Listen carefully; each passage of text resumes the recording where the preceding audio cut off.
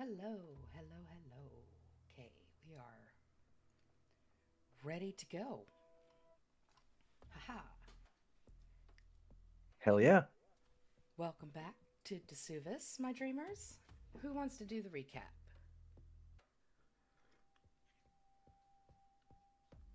I don't feel qualified. All right. I'd be happy to. Okay, go for it.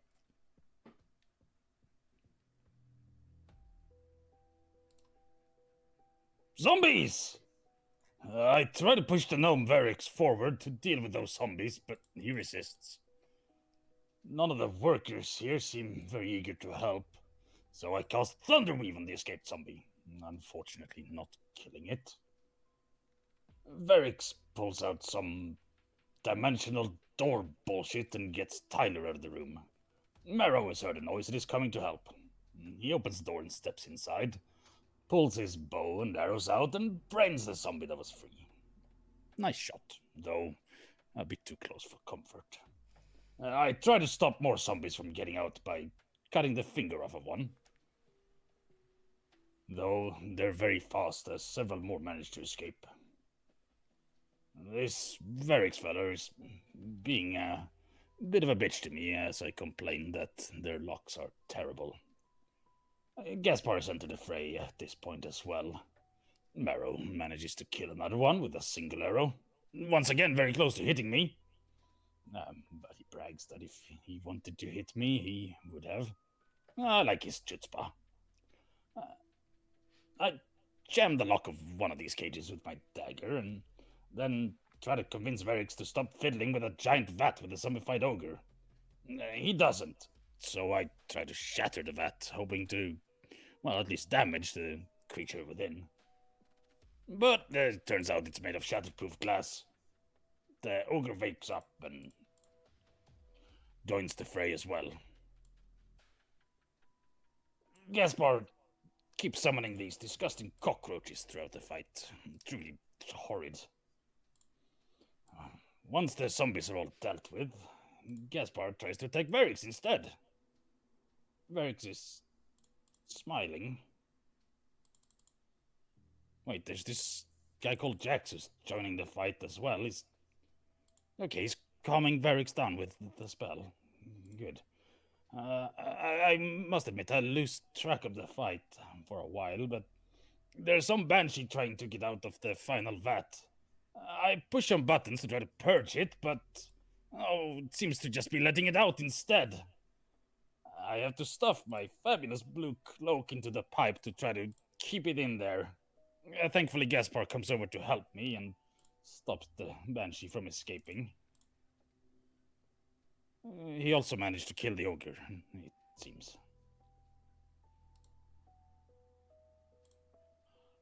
Corin shows up and tells us that Varix isn't supposed to be here. He works somewhere else, or maybe isn't even employed here at all. Then this Jax fella says something. Oh, right. Jax isn't supposed to be here either. And he's actually Shadow, that criminal, that assassin we read about on the bounty board.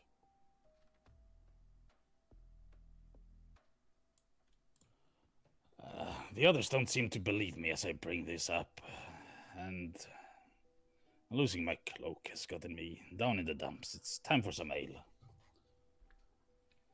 The others start to interrogate Varix, rather brutishly, I suppose. Then, quote unquote, Jax gives me a potion of mind reading.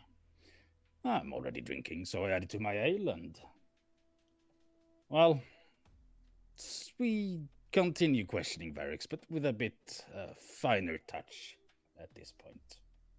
We learn that Varix was the one who killed Corin's teacher because she meddled with things that she shouldn't have. It seems like Corin's teacher was working on the same sort of necromancy.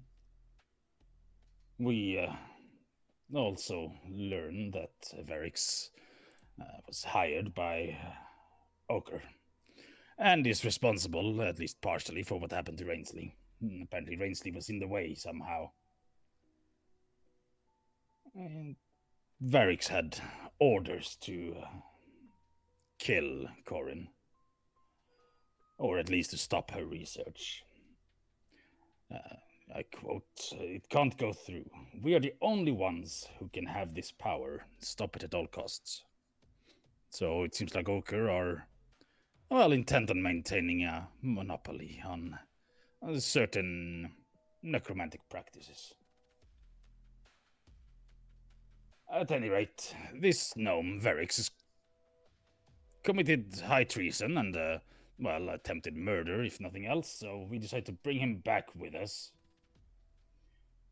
Though, being a wizard as he is, he's quite dangerous to transport, so I suggest that Gaspar does something about that, and yeah, Gaspar does. Each finger painfully broken, one by one. That should put him out of commission in terms of casting spells, at least for a while.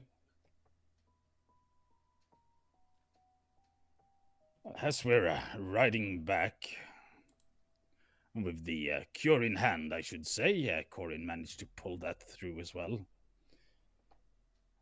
We come across some merchants who are shouting and with crossbows drawn. It seems like they've run afoul of that owl bear that we sniffed out on our way here. I get in the way, making sure that they don't kill that innocent creature. It's not aggressive after all, they're just on the border of its territory.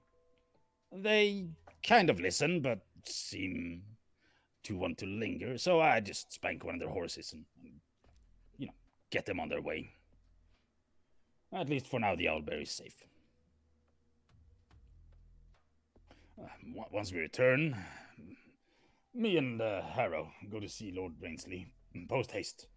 I make sure that it's very clear that it was I, Vox, the servant of the seventh tone, unbound master of the shattered choir, the reverberant, and his brave companions, Harrow, Lady Ventress, and I suppose Gaspar as well, that saved the life of our dear Lord Rainsley.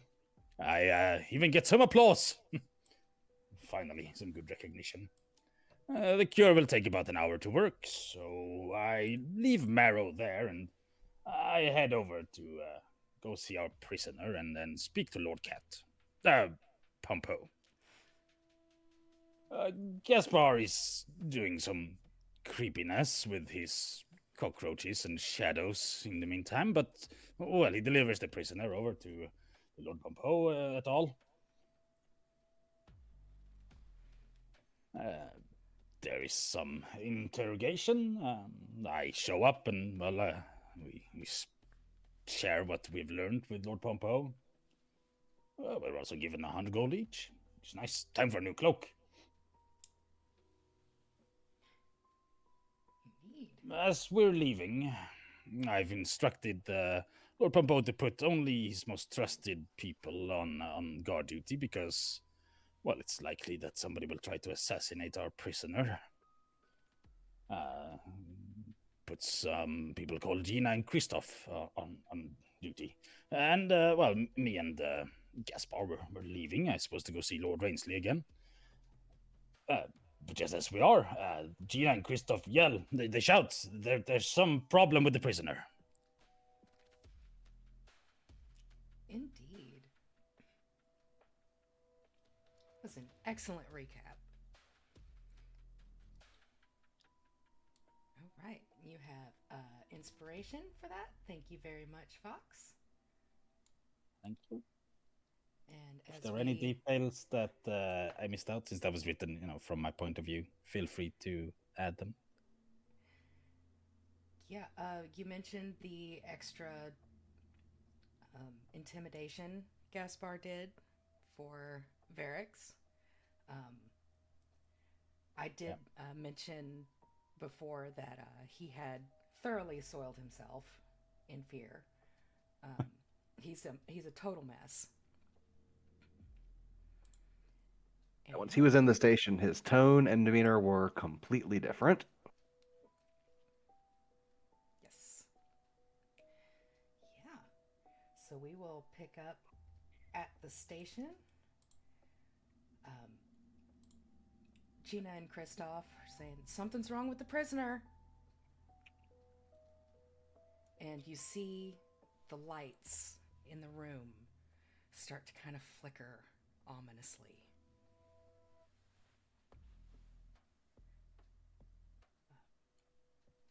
Do you go toward the commotion, or do you continue leaving? Gaspar is unhurriedly walking that direction. Unless it looks like there's immediate danger. Because he must retain his cool at all times. Yeah, Vox would look around if the, I suppose, torches or lanterns or whatever is lighting this place are flickering. I guess it's not electric lighting. No. Yeah, is there any wind? You don't feel any wind, no. And they kind of dim and then get brighter. So they're not moving like wind is blowing. They're just kind of dimming and then getting brighter. And Gaspar, as you come up to the cell where Varix is, you see Kristoff looks kind of panicked, and he's got his hand on his weapon. Gina is watching and looking to Lord Pompeux. And Vox, you can see Varix look at you through the bars, and he looks panicked. And then the lights dim down, and you see one last look of pleading in his eyes before his head snaps, and you hear a crack.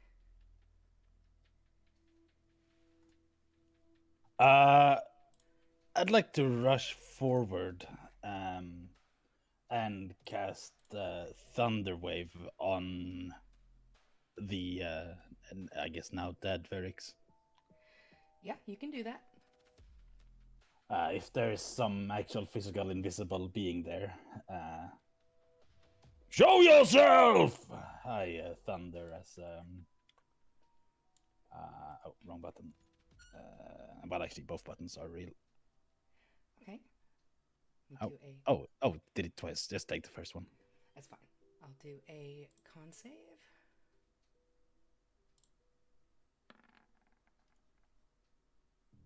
Okay. So he does pass the con save. And you notice as the magic comes out, it's almost kind of dampened. It's not as strong as you expect it to be. And Pompeux would run up and he'd say, there's a dampening field on the building. Your spells won't work the same. And then Varix will stand up and his eyes are glowing green. And they are dead eyes. Pull this up real quick. Sorry, I thought I had it open. There it is. So, he looks at you, and in a voice you have never heard, you hear, "Ah, how disappointing. His work interrupted by mere children. Well, no matter. He had but a small part to play. Shame I couldn't get him out completely, but this will work." He looks around at all of you. He says, Reveal yourself, puppet master. "Oh, all in due time. Don't be in such a hurry. You should be proud, little ones. You've had the chance to play at heroes. Not all go to their graves with such honor. You feel it, don't you? The shifting that hides from your sight? Soon, the ground beneath you will crumble, and you realize you were already dead. You just didn't understand yet." Brave words from a coward who won't even show his own face. Being already dead stops less people than you'd think. Despite his bravado, Vox is genuinely quite Like he's almost trembling at that declaration. Gaspar is stepping forward, and he seems to be playing it cool, but if you're paying any attention to the body language, he is putting himself between Vox and danger. He's being protective, but trying to be cool about it. He smiles at each of you and at the guards, and he says, "Perhaps we'll invite you to our dance. Once we recover the rest, that is." And one of the guards, the rest, how many are there of you?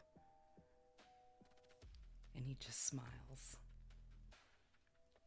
Don't try and struggle. It will make the silence all the sweeter. And then the glow fades from his eyes, and his body falls to the ground. Is the cage door closed? It was closed, yes. Okay. And the Just lights stepping. come back up in the room.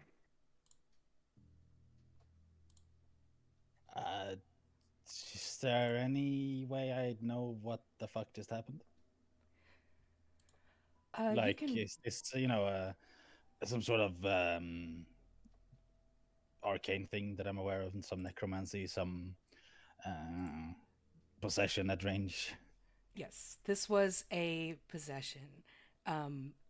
Roll a Arcana check with advantage.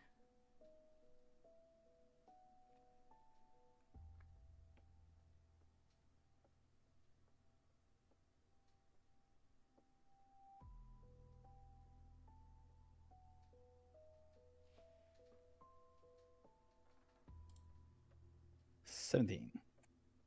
Okay, 17. So you've heard of different spells necromancers can use, especially the high-level ones. Possession at range is rare, but it's not unheard of.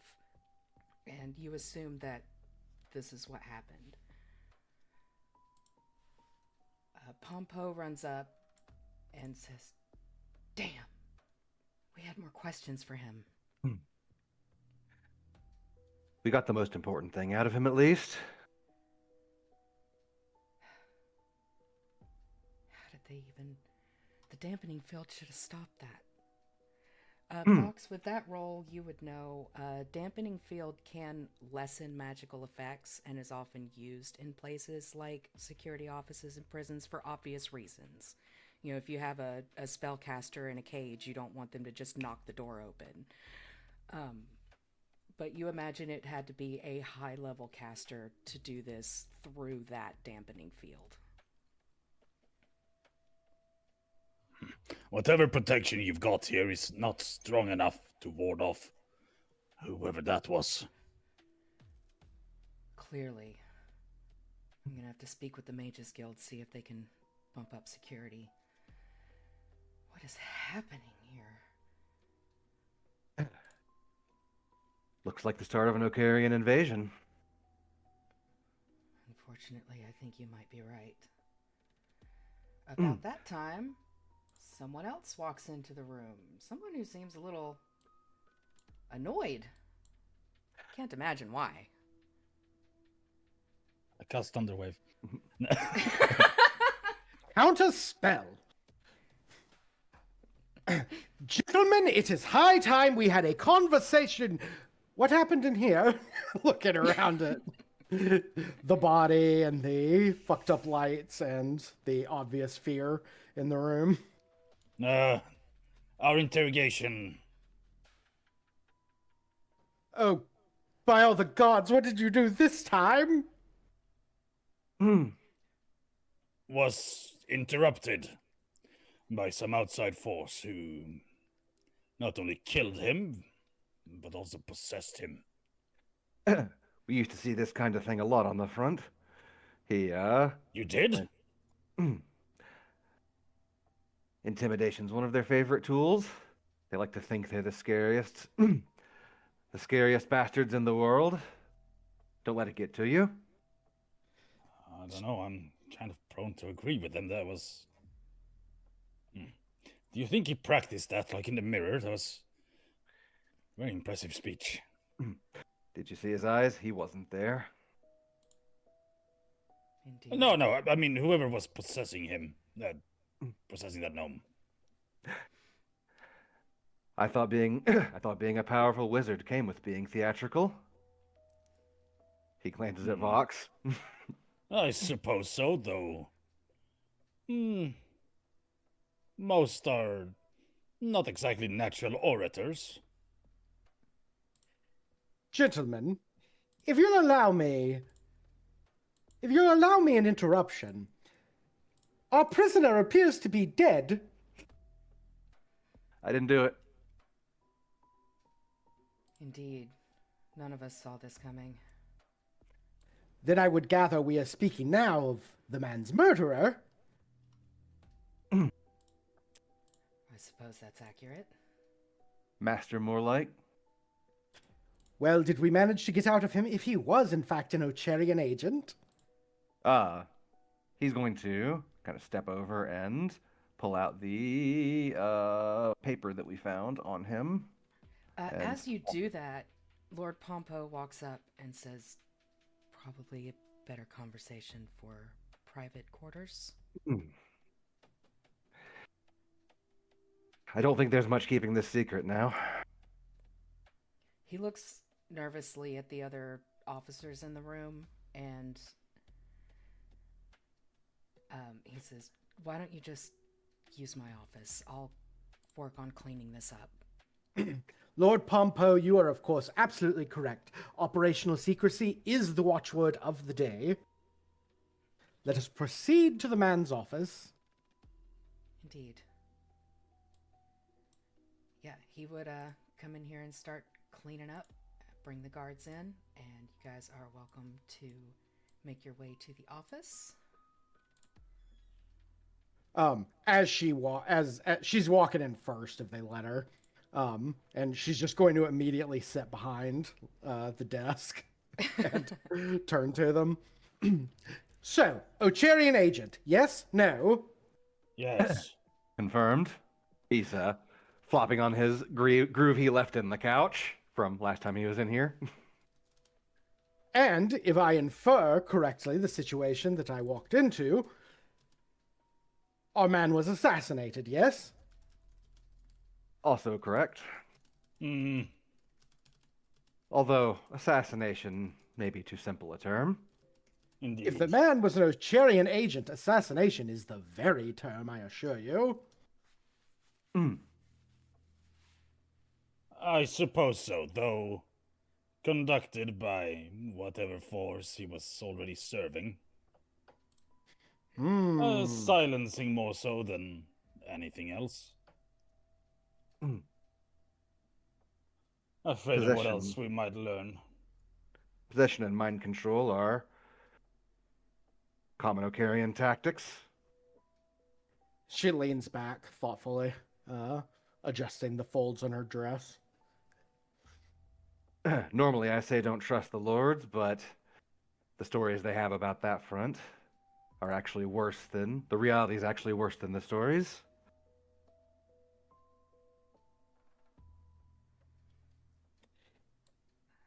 It seems a strange decision, though. Ocher is already at war, of course. Why open a second front in a war you are winning? Either stupidity or overconfidence. And I don't think they're stupid. Or, she leans forward, perhaps there is someone behind the mask. Of course there's someone behind the mask. Yeah, what the fuck? What, do you think the mask is just sitting on a shelf? Behind the one wearing the mask. You haven't spent much time in the house of nobles, have you? Pardon? There's always somebody whispering in the leader's ear. I don't know if the war is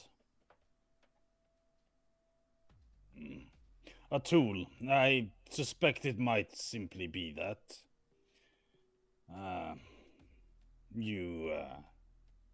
I look towards Gaspar. You also caught that reference to dancing, yes? Old legend. Indeed. Care to fill a latecomer in? You haven't heard of the dance? Not sure where you were raised. It's a children's story here.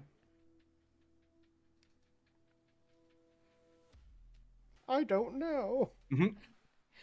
The Dreamer. Ventress, yeah. They are referring to the Dance of the Dreamer. It is the oldest story known in the world, and you definitely would have heard it. You were saying the assassin reference to the story. It sounded like it. Unless there's another Dreamer.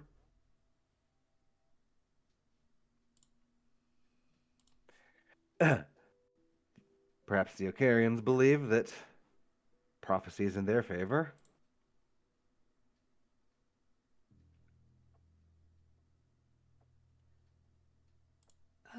Gaspar and Vox, roll an intelligence check.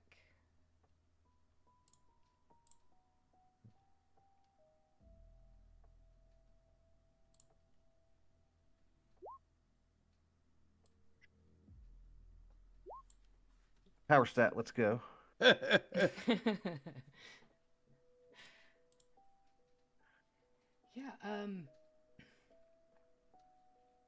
you know there was plenty of hidden meaning in what you heard. Ventress, when they told you about what the spirit had said, you kind of hold on to once we gather the rest. You know the story of the Dance of the Dreamer, that it allegedly talks about different elements when brought together can create a miracle. They may have an element or two. That's what you take from this.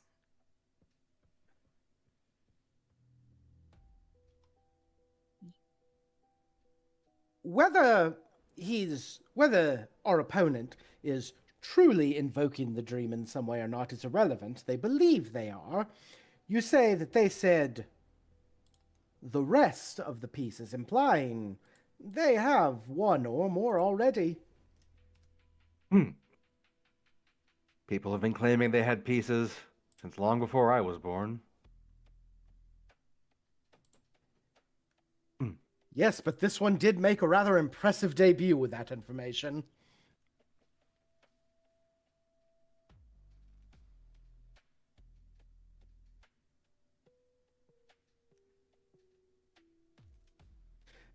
Gentlemen, if I might propose a plan. What, you're suggesting we go on some sort of a long world-spanning quest to go find these elements or something? He snorts. I was not quite there yet. I simply thought we should gather marrow as well. Lord Oh, we're Marrow? definitely going on that then. He hops up from the couch and brushes a roach back into his under his jacket. Well, let's go.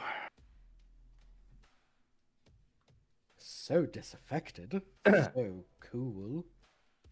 We should check in on Rainsley anyhow. As he starts to hit the door, he turns back. That's the part I don't get. Why Rainsley?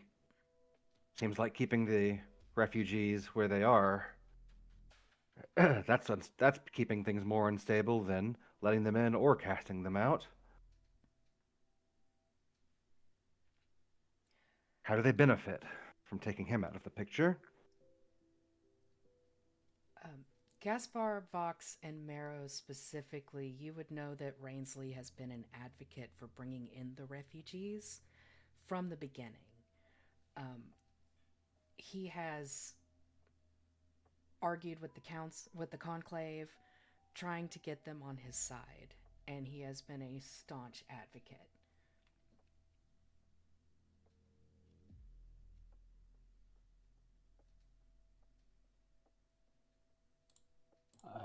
I think you might have gotten that somewhat the wrong way around. If Lord Rainsty got his way, the refugee crisis would more or less be solved in a, well, peaceful manner. Mm. If somebody wants this war to negatively affect us, taking out Lord Rainsty makes sense.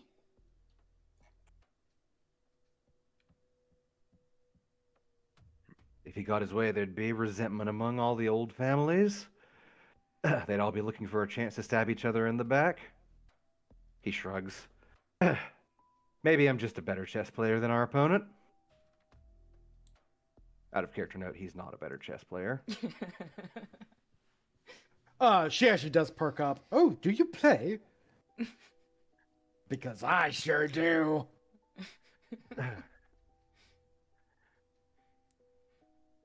I've always preferred King's March.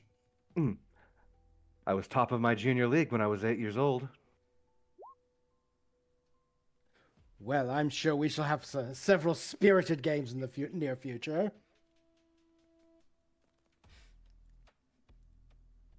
He is probably unaware that he got those titles were bought for him.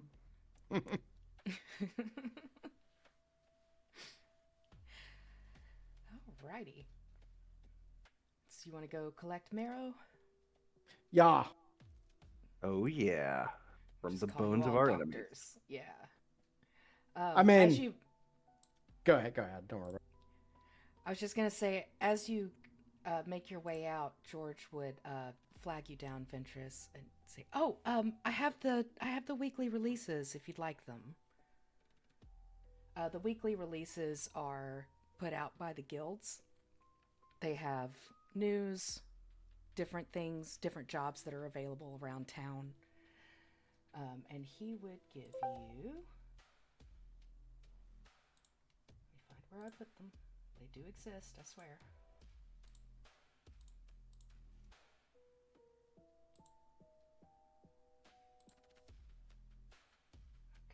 Okay, we'll give you this and the Mages Guild. Ooh, a weekly PDF. release. PDF material. Oh, these are side quests. Okay, cool. Yes, very good, of course. Information is power, after all. Indeed, indeed. There was one in particular I was told was a bit time sensitive. It was put out by Genie. Apparently there was a prank that went wrong. You would see that on the Mages. Yep, I see it. The second one. Yes. She says it's become quite a problem. It's now started chewing on 2 houses, and she's not sure how to reverse the curse that was put on this rabbit. Oh, we could probably feed the refugees for a month. And Shannon meat is safe, right? He glances at Vox.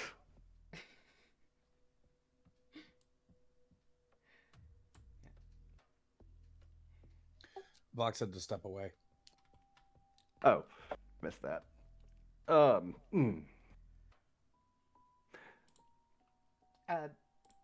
Vox would have said, yeah, as far as I know. But in Vox. Yes. Well, we'll see what kind of a hurry we're in. Could stand to line the pocketbook a bit. Yes, I do believe for any sort of hypothetical quest, as you were proposing, a sizable bank account might be in order. Indeed.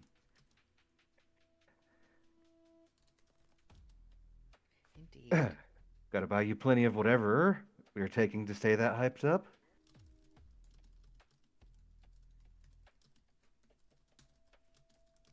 Information must be processed, my friend.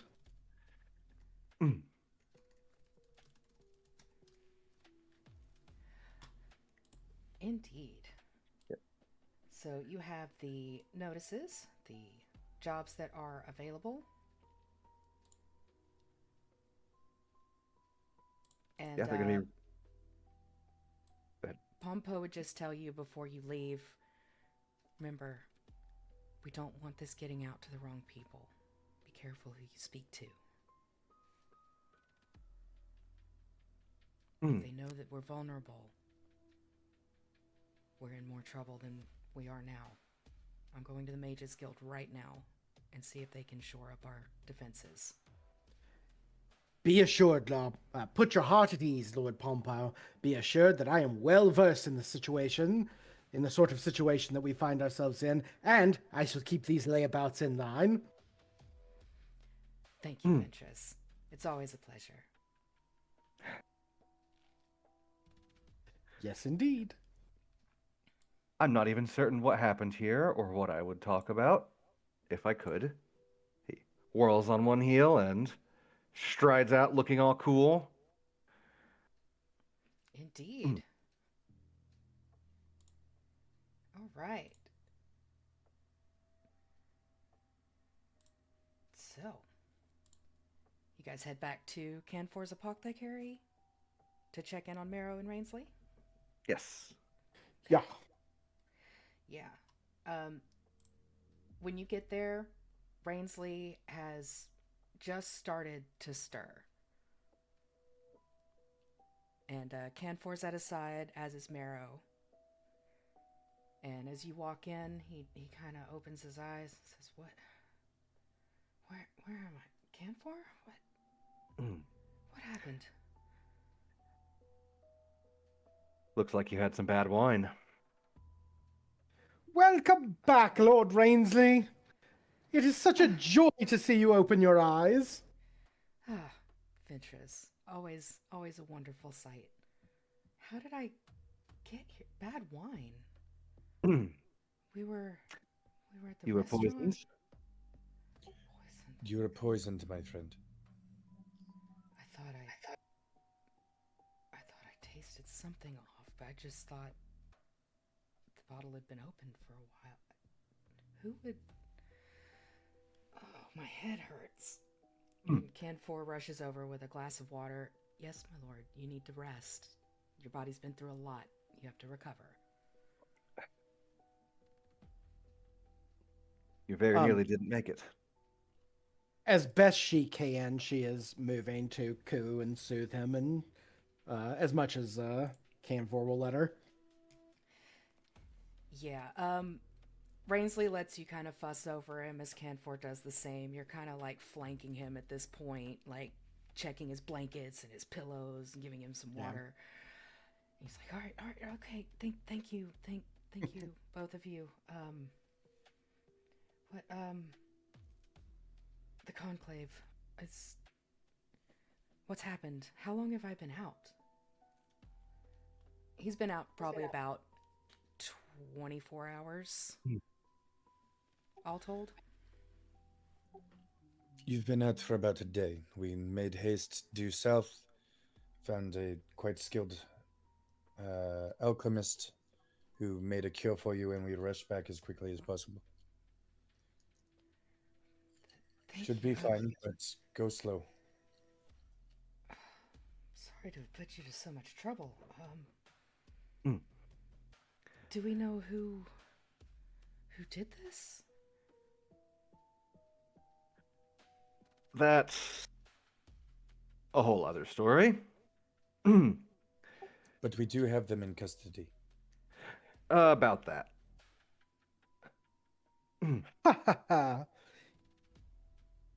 We had them in custody. They've escaped. We must be on our way right away. In a sense. Escape. Hey, let me. He tries to get up, and Canfor like kind of gently pushes him back down. "No, my lord, you need to rest. You're exciting him. You need to go. He needs his rest." They've escaped Yes, of from the course. mortal coil. Might I suggest that you speak with Lord Pompeux when you have the chance? Yes, of course. Yes, I will. Thank you, all of you. I owe you my life. And he kind of leans back and closes his eyes as Camphor keeps kind of fussing over him. Next time we're drinking at home. Yeah. What Without a opening wit. his eyes, he just says, yeah, absolutely.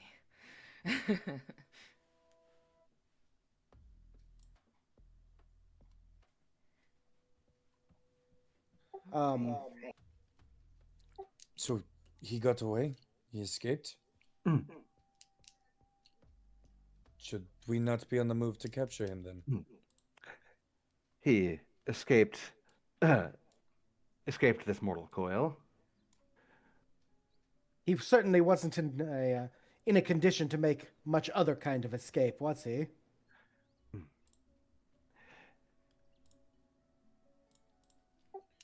He died then.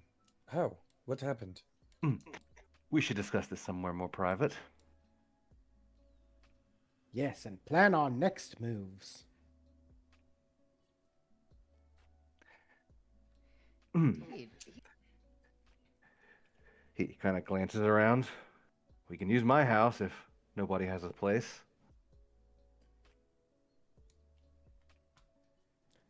Baron, it would be a pleasure. Just, don't mind the housekeeping.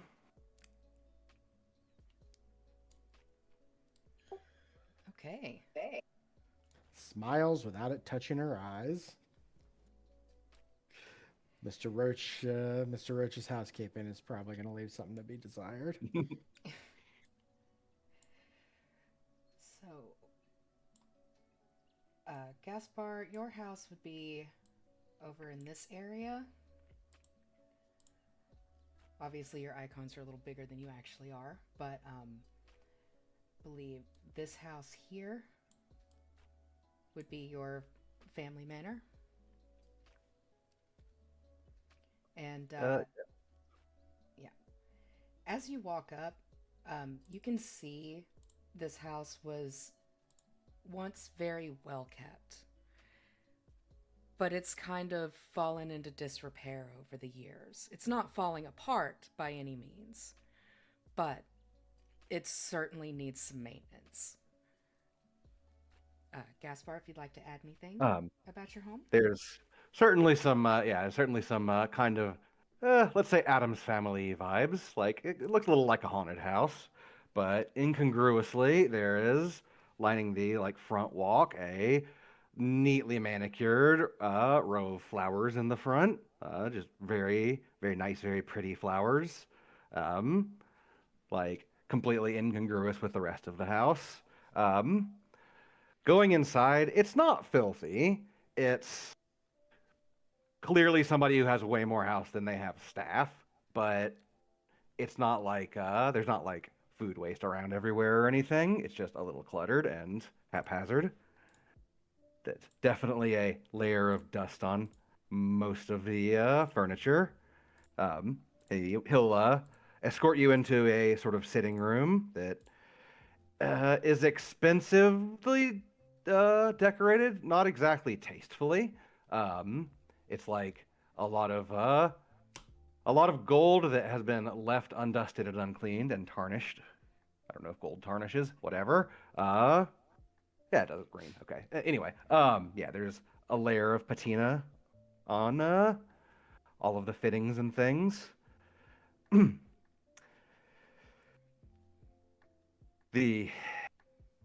It's a house built for a staff that I can afford. There are no visible cockroaches, aside from maybe a glimpse of one scurrying off in the corner as you enter. But it's one of those, is it there? I don't know.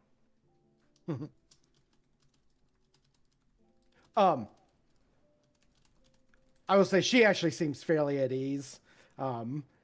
A noble who has more assets than he does liquid cash is something she can wrap her head around. That's not.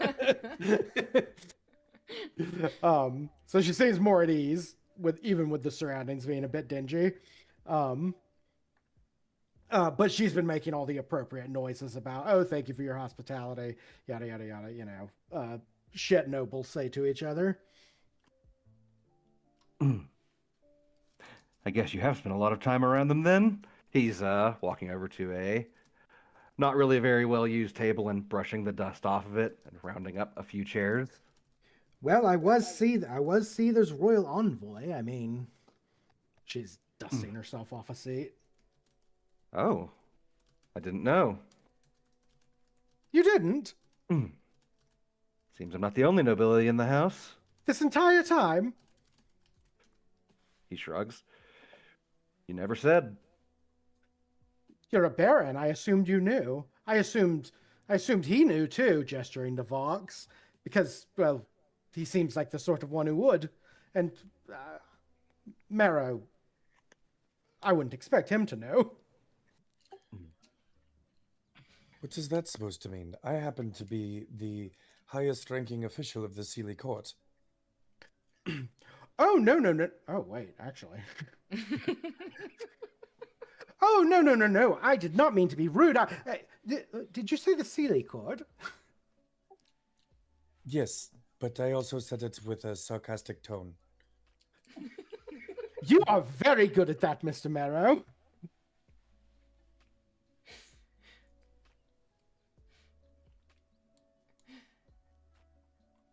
Right.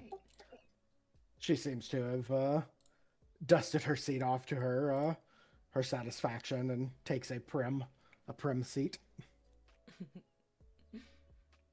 As they're settling, he'll move over to a shelf that's less dusty than the others, that has a bunch of bottles in it, and inspect it. This'll do.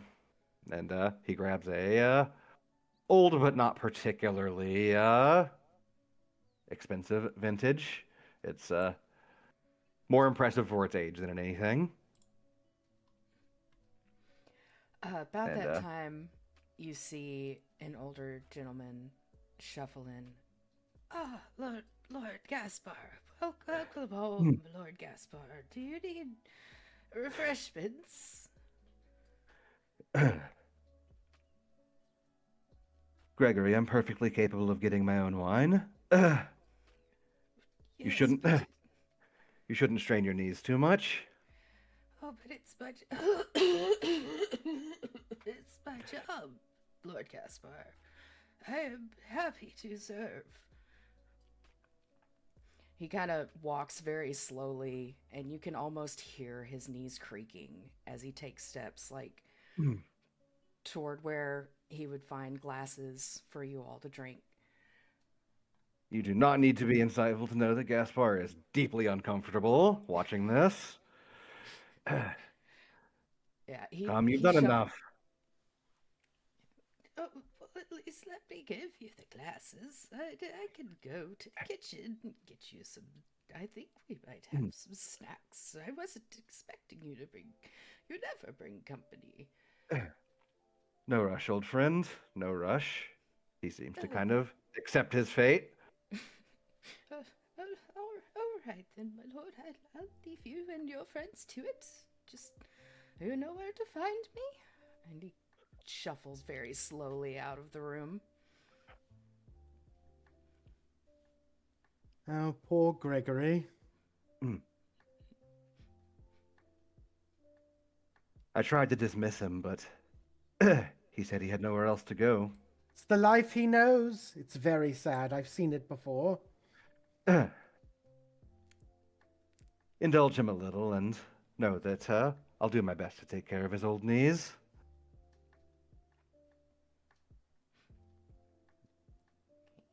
Of course, Baron Gaspard. You are very kind. All right. So, Business. exactly. What happened? Did he take his own life? Were there witnesses? Are you certain he's dead? Everyone that was there is certain that he is dead. I don't think I've ever seen a living person with their neck at that angle. Yes, there were witnesses, And yes, we are definitely sure he is passed. The more interesting part is what he said, or what someone said. He was possessed at a distance from someone powerful. Someone who sent a message and then finished off the messenger.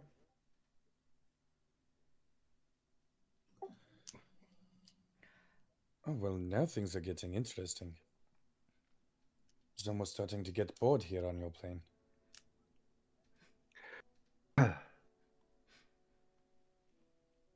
Well, I don't think you're going to have that problem. It seems the Ocherians believe that they are in possession of one or more of the artifacts of the Dreamer. Are you familiar?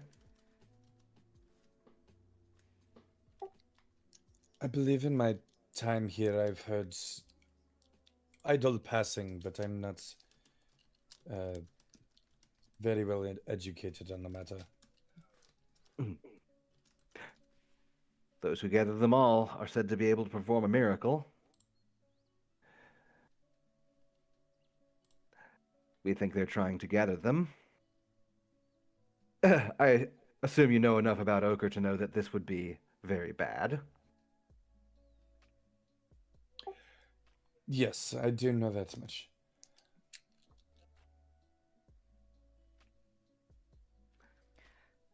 Fox pipes up and says, "Yes, very terrifying."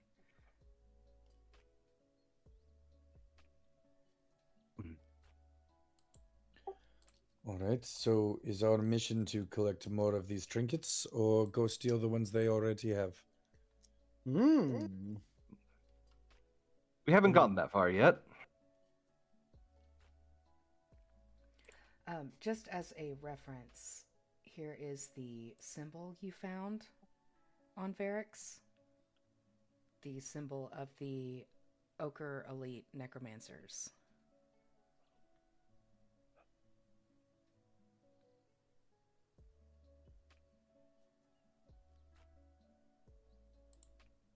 This information is currently being disseminated amongst Lord Pompeux and likely Rainsley. They may have an opinion on the matter soon. We should be ready for the panic when it gets out, no matter how quiet we try to keep it. There's always ears. He kind of gestures his head towards where Gregory walked off to. Lots of houses like these are blind to those ears.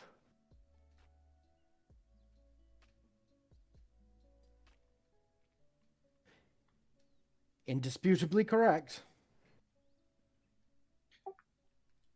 I'm sorry, I'm a little confused, maybe a step behind the curve. Do you all usually sit around and wait for the paperwork and the red tape all the time, or when it's time to hunt your prey, do you go and hunt it? She giggles. Well, we need to find out where our prey is first. But I like the way you think.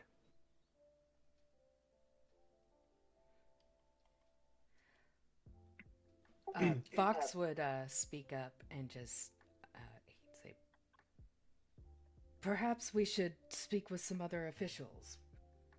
Maybe about some of these notices we have, or perhaps we could find someone to give us a better place to start."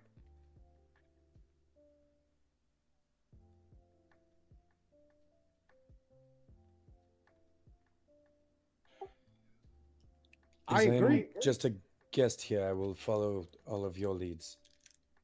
I agree with that as well.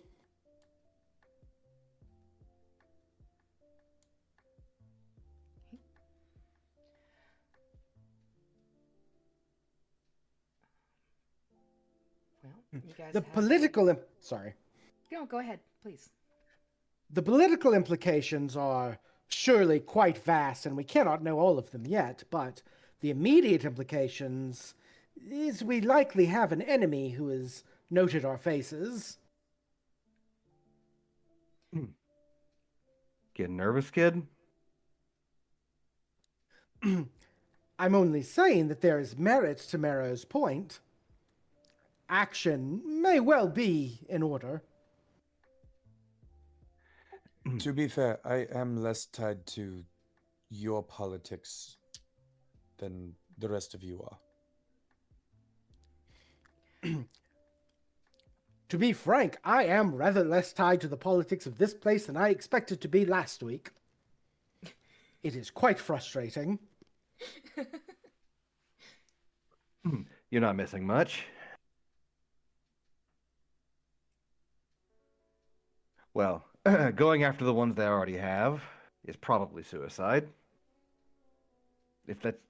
Even if they just think that they have the real thing, they're going to keep it under their highest guard. Indeed. Our best move is to be looking for leads on whatever else might be out there. So we hit the bricks, as it were, and circulate, asking about anyone who might have information regarding Ocher's involvement with the artifacts of the dream. Am I understanding correctly? I suppose, but what does punching construction materials have to do with finding information?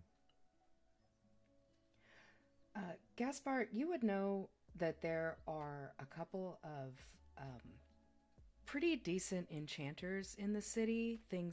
People that would maybe have a little more understanding of artifacts and things of that nature, where you might be able to get some more information. There is a place called Glittering Gaieties that's run by a woman named Julie. And there is another place in the more expensive district. Let me find the name here. I don't have too many NPCs. What the fuck are you talking about? It's not the one. Yeah. The other one is called Twice Charmed. It's more of a kind of a pawn shop for rich people, if that makes any sense, like a high-end pawn shop. But she also does her own enchanting and has a lot of knowledge about artifacts, legends, magical items, things of that nature.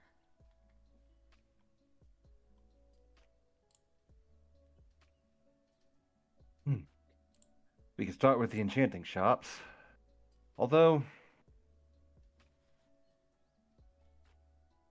our loud friend here hit upon an interesting idea. Excuse me. Dusty in here. The problems people have that they're looking for help for, if things are becoming active again, maybe people's local problems could be linked to the bigger picture. I'm seeing here a specter haunting the farmlands. Undead are a tool of the Ocherians. Interesting. That is true. There was also another one that was related to the song. I'm looking for it now. Music box. Page 1, the third one.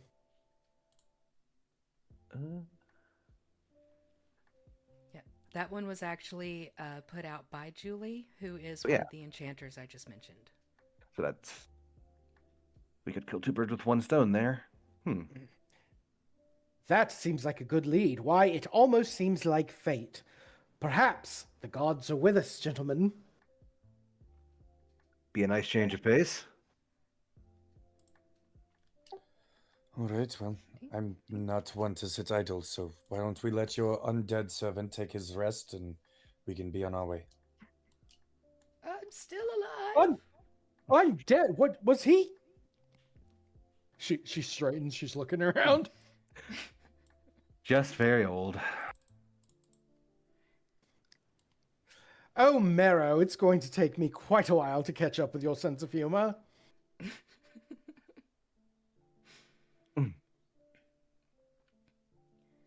Okay. Gregory, we won't be needing that wine after all. Enjoy it yourself while it's open. Yes, yes, thank you, Master Gaspar. I appreciate your kindness as always. He'll probably still be working at the Cork when you make your way back home. So yeah, you wanted to go to Glittering Gaieties and speak with Julie? Sounds good to me. Okay. That is over on this side here.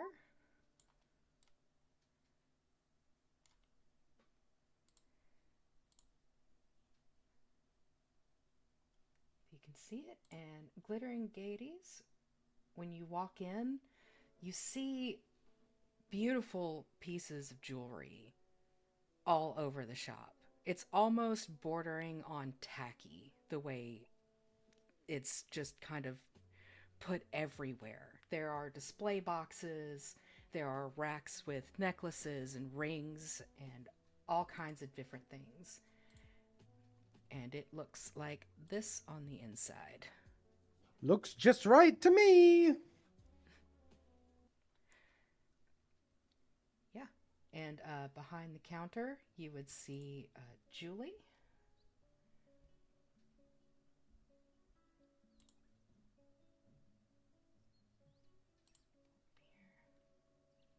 And she looks like this.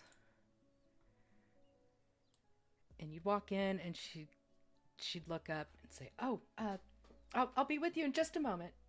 Just finish this last bit here. Damn, it broke. Oh, sorry. How can I help you?"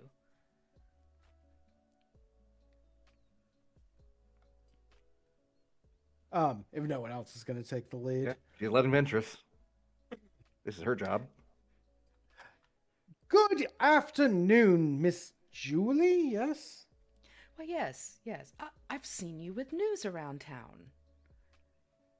Yeah, you have Yes, a lovely voice. Yes. Why, thank you so much. And your shop is lovely as well. Why, thank you. How can I help you today? Well, my friends and I here were perusing our periodicals for the week, and we saw that you might be in need of some assistance. Oh, yes, the job, the music box. Yes, of course. Well, I assume you read the notice, so you know what I'm looking for. I can show you on the map where the last delivery was allegedly left. And I'm just, we've heard stories of bandits on the road, and I'm an enchanter. I'm not a fighter. Everyone roll a perception check for me.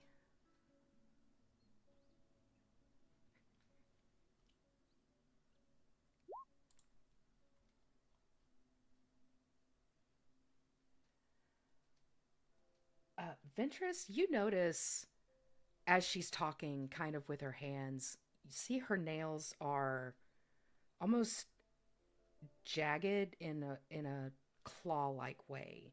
Like they're not actually claws, but they're pointed in a way that feels almost unnatural to you. And there's something in her eyes that's almost bordering on feral, although she's smiling and being perfectly polite. Interesting. She keeps her smile on. Well, have no fear on that account. These brawny gentlemen behind me are more than up to the task. You said you would mark that on the map? Yes. Here you go.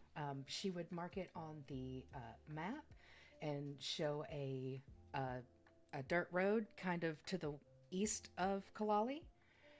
And it would be just past the refugee camp. She says the merchant said it was here that they were stopped, that they lost the cart. So the music box should still be there, as far as I know, unless someone's grabbed it already. Mm-hmm. And this merchant was under contract to bring you this item, yes? Yes, we've had trouble with this merchant before. This is not the first cart he's lost, but this is the first time I can't replace the cargo as easily. Mm. Is the merchant about the town? No, I believe he's already gone on to Varix to the west. Hmm. Okay, all right. Well, could you perhaps tell us something about this item that we'll be searching for?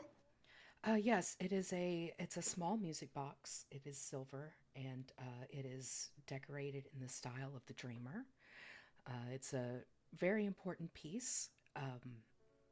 It's enchanted, but not in a way that is. She looks like she's struggling to kind of explain without giving too much information. You can all roll insight if you'd like. Yes, it has a small silver key that should be with it, and the contents inside. Well, try not to open it. Honestly, you probably wouldn't want to anyway. Gaspar, as she says that last part, you can tell she looks kind of nervous. Like she wants to tell you what you need to know, but nothing else, if that makes sense. Yeah. Yeah. So is this music box custom order for someone specifically, or just stock for the store? Yes. Yes, it was a custom order, and the client is very eager to get their hands on it. And with that insight check, that is a lie. You don't know which part of it is a lie, but she is lying to you. He kind of runs a thumb over the house crest on his ring. Anyone I might know? Her eyes kind of follow the movement and see the ring. No, my lord. No one you would know. No, I don't believe so. Anyway, How much are they offering you? I'm suddenly very interested. look, I have a reputation with my clients that I am, once I sign a contract, I stand by it, and I I think I understand where you're going, but it's not for sale.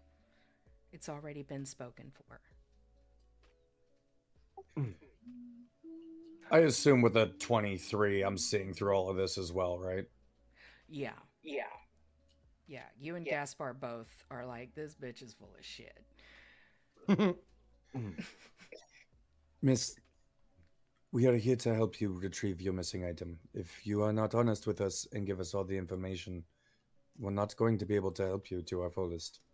We need to know what we're in for, what we're looking for, and why.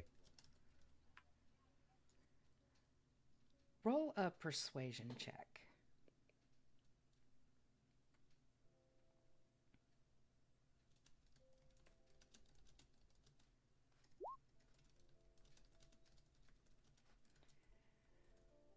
That's a 12. Yeah. Look, I appreciate the help. I truly do. But this client has asked me to not divulge what's in this. It's very sensitive. She looks around and then leans in. If I may be blunt with you for a moment, my companions and I have an independent interest in this item. No intention to take it or not deliver it. Let me be clear about that. But the subject of the dream is of interest to us. If you gather what I'm saying. I see. So, perhaps perhaps we could work out some sort of deal where we can at least examine the item.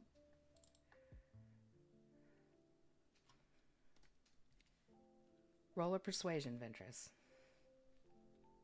Heh. I think I guess I have it set to roll with advantage every time, so I guess just take the first number. It's Whatever. fine. Yeah. She leans in and says, "Look, this is a very sensitive item. It's very difficult to find. It's something from the far north in Keplia.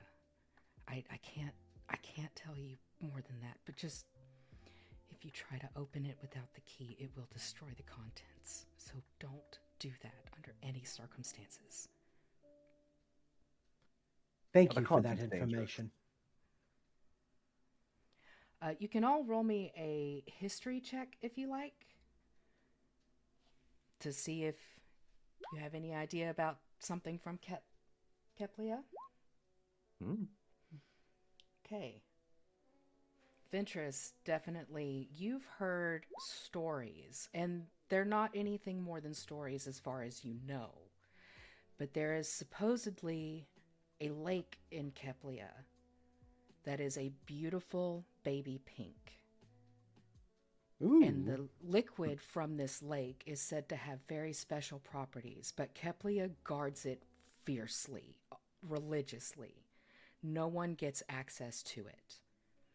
And you think if it is this substance, you know exactly why Julie is keeping it close to the vest. Right. What could she conceivably do with it? There are, again, it is rumors. Some say it can be used to do extremely high-level enchantments for items. Some say it can cure any illness. Some say that it can bring the dead back to life. Okay. You don't have anything concrete because it is such a... Not a lot of news comes out of Keplia, period. They're very isolationist and tribal. Think of like the places in the Amazon jungle you can't go without getting, because they have no interaction with the outside world. Right. Okay. She nods conspiratorially. We understand entirely. If I may shift gears, that doesn't really make sense to say. If I may change our road a moment, these young dragons who attacked the merchants, do you know anything about them? No, they said that they were shiny, like shiny gold, but not maybe brass younglings. I'm not sure. They apparently ran the moment they saw them. So I didn't get a lot of information, but he said there were 3 of them, I think. Could I hit her with an insight? Like, I can tell you my suspicion right now is that she's a shapeshifted Drake. So that's kind of the angle she's thinking to try to fish out. But maybe I'm Sure. completely wrong. By possibly I'm insight. completely wrong.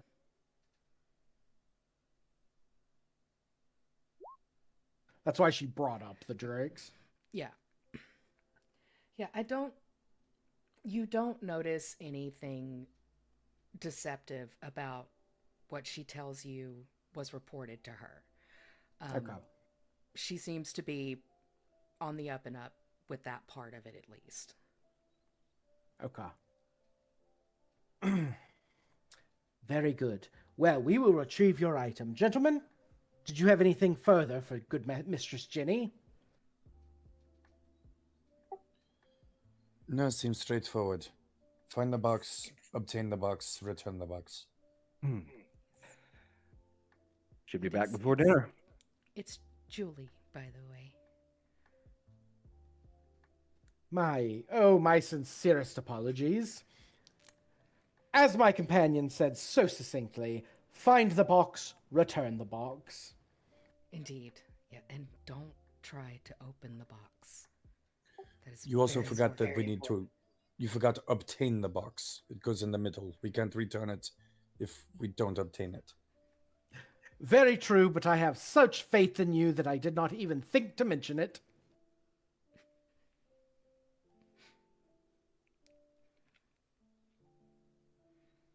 Okay.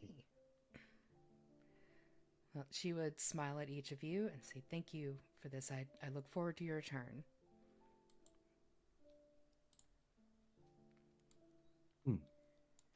Can't have gone far.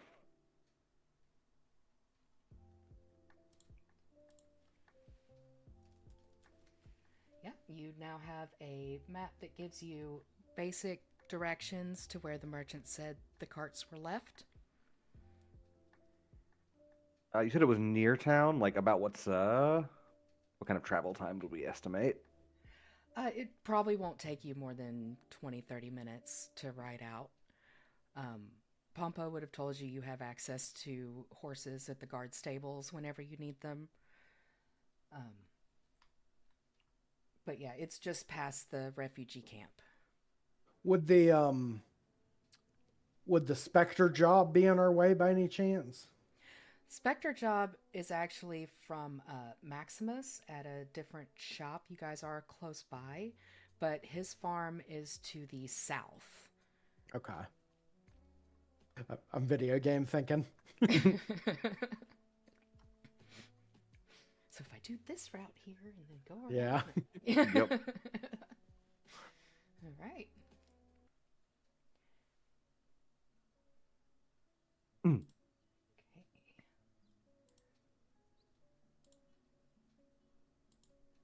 So heading out to the highway. Yep. Find the missing carts. Yeah, I don't see any reason not to go straight to it. Excellent, excellent.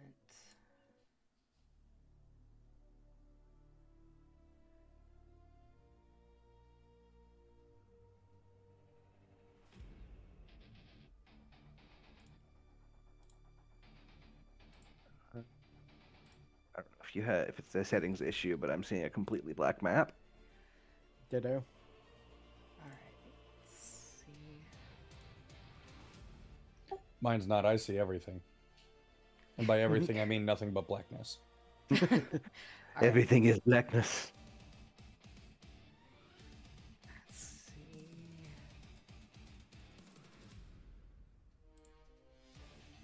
Aha! Got a map. Excellent. Yeah. Okay. This music's a little more intense than it needs to be. I'm not sure what we're going into here. Goodness gracious. Hang on, let me fix that.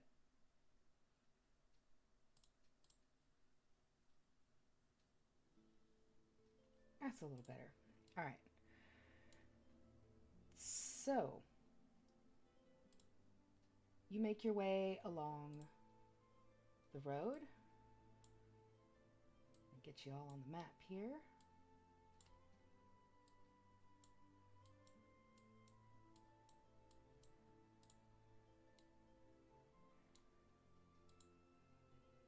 And as you come down the road, you see a tangle of wagons up here. They look like they've been overgrown. You don't need to be a druid to know that the wagons weren't missing long enough for this kind of growth to have naturally taken place. And you can all roll me a perception check.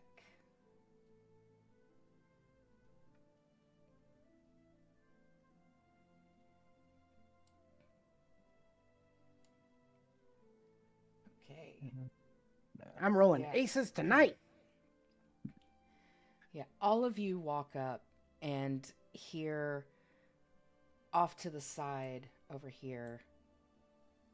Hush, shut up, shut up. They're gonna see it. They're gonna hear us. Be quiet. Shh. Wait till I get a little further. Shh.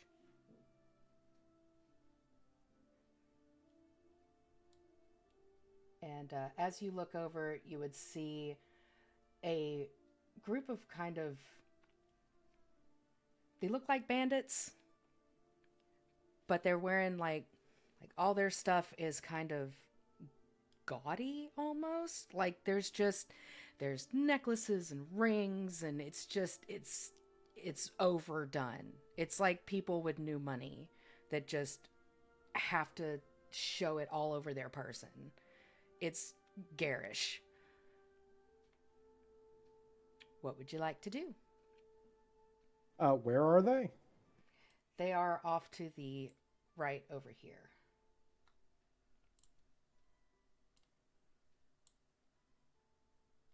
I mean, yeah, I'm looking to Gaspar. This is Gaspar and Vox's territory. Well, this is all three of their territory, really.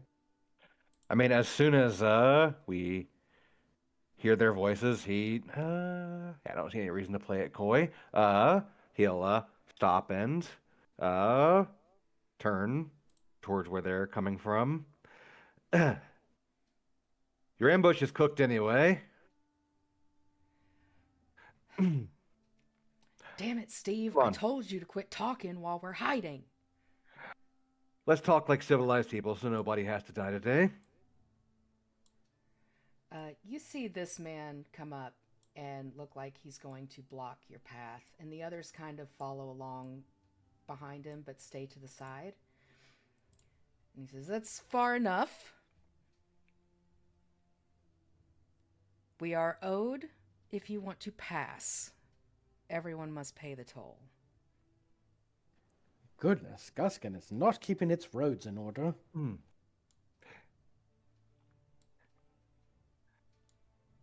I hear your offer, and let me give you another one. You let us by, and we don't slaughter all of you. I'd really rather not. I see. We've got some fighters on our hands, boys. They all start If I might kinda offer, giggling. if I might offer another possibility, gentlemen, you desire coin. We might provide some coin for some information. A mutually beneficial arrangement. We both go our own ways.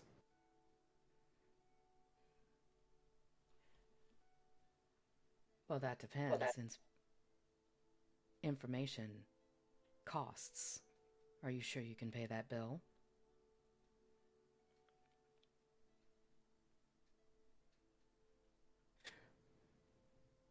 Well, like any exchange, that would depend on the value of the exchanged good. What information are you looking for? What happened to the wagons here? Drake attack, as far as I know. And if you look over, you'll see some scorch marks, but not enough to look like they were actually stopped by whatever burned them. It's just like on the corners. It's very slight. Most of the damage seems to have been done by the vines. And the plant growth, the drakes did that too? No. Last I checked, drakes don't grow vines. Some do.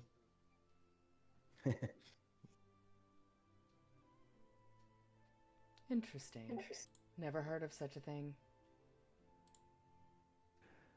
So, did you witness the event? Only the aftermath. Couple of merchants running with their tail between their legs, leaving everything behind. How disappointing. Have you searched the wreckage? Of course I have. There's nothing of value left for you. Well, there is one particular item of some sentimental value, you understand. If you, perchance, had it, we'd be willing to make an exchange. He looks over to the woman next to him, and she gives just the barest of nods. Marrow, you're really the only one that sees this. And he says, "I don't know what you're talking about. There were supplies, a couple of potions, but nothing of value." This was nothing so nothing so plain. This was a small music box, about yay large, silver upon every side. I see. Nope, can't say I've seen a music box. Insight. Go for it.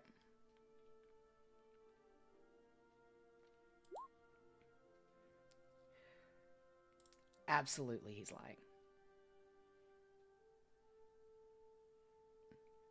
You do see these three start to shift onto the road. And this one start to move behind them. Are you quite certain? It's such a small thing. Hardly worth the cost at all. The toll is 75 gold each. Pay it and be on your way. Don't think your information was worth 75. No, He's that's the toll. taking a step forward. And I'm afraid it is the music box we do want. Yeah, he'd put his hands on his weapons. He's got a short sword on either side. And say, I guess you haven't heard of me. And the guys in the back would start chanting the way, dumb bully followers do. Luke the Duke! Luke the Duke! Oh dear. And he Duke, draws huh? his swords and kind of holds them out to the sides, almost like he's like bowing mockingly towards you. I'll take a fight too. That's what you're offering. Last I checked, a baron outranks a duke.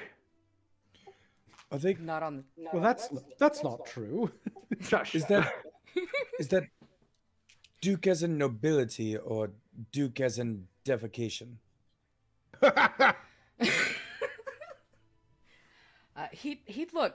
His face would sour at that. He'd say, "I rule this road. I am the Duke of this road." That's a fairly small kingdom you have. And a fairly It's large growing by bounty the on your day. head. Oh, Oh dear. lads, I have a bounty. It's about time. I gotta say, I think you're overpriced. But I don't mind collecting. He's getting ready to initiate combat. All right. How about we have everybody roll initiative? Just to get things seems- started. Pretty clear they're Uh-oh. not interested in talking their way out of this. My rolls have abandoned me. Oh, no. When you need them the most, where are you on this sheet initiative? There you are. Oh, sure, my token's selected. You may need to manually enter mine because I didn't have my token selected when I rolled it. That's You'd fine. think that'd be the Oh, weirdest shit, little roll probably 20 too. idiosyncrasy. Yeah.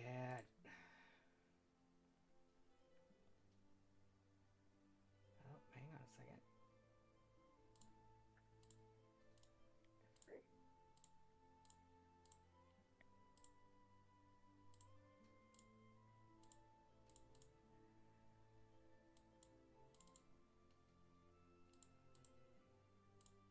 Okay.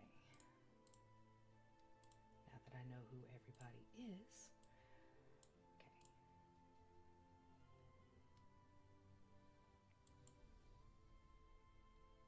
Okay. Sorry, give me just a second.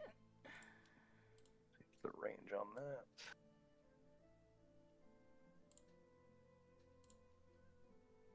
Feet, 20-foot radius.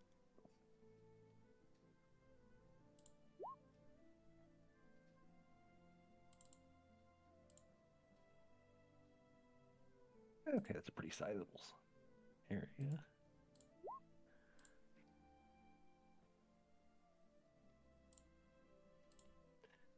I just hope they all choke on their rolls. Well, we shall see.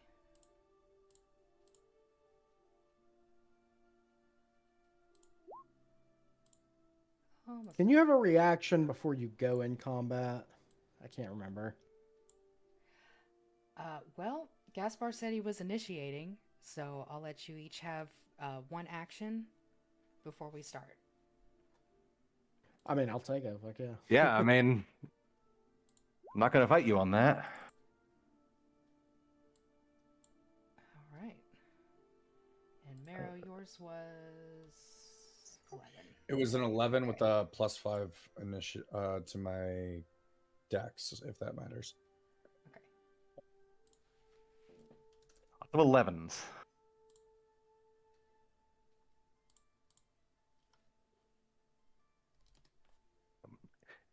If we do have a opening action, I recommend that anybody who is going to be moving anybody around goes after me. Okay.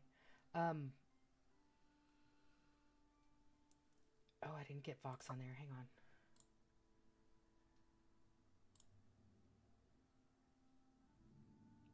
Yeah, Vox had some things to take care of, so we don't know when he's going to be back. But he will be here to help you guys. Cool. All right, Gaspar, you said you wanted to do yours first. Yes, if people don't mind.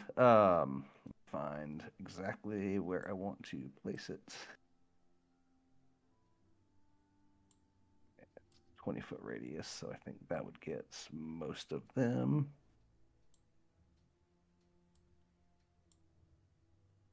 Okay, yeah. So I'm going to be doing, let me get a draw out here. I'm going to be casting Spike Growth. Okay. Let me link it here real quick. All right.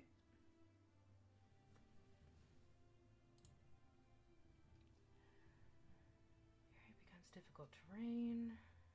Creature moves into the area or within the area. They take 2d4 every 5 feet.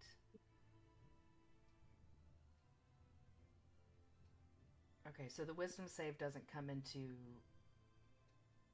play because you cast it right in front of them. Yeah, that's fine. So, all right. Yeah. Not my concern. Let me put that on there.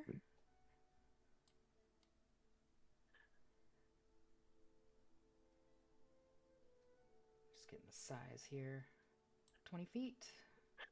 Yes. I was trying to mark a circle where it was going to go, but it's centered in a spot. Dang it. 20-foot radius, not diameter. Gotcha. So it should, if it's in that spot, it should be hitting everyone except person in the back. So like that? Yes, right there. Okay. There is spike growth. That is one action. All right. Marrow? Anybody with knockbacks, I think you know what to do. Yeah, we are going to target Luke the Duke. Okay. I could if I go first, I can get you advantage on him probably. If you want to, go for it. Yeah.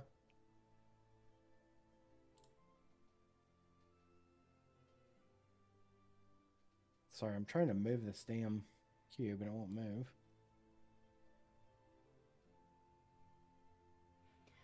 Make sure you go back to the pointer on the left side if you want to move it.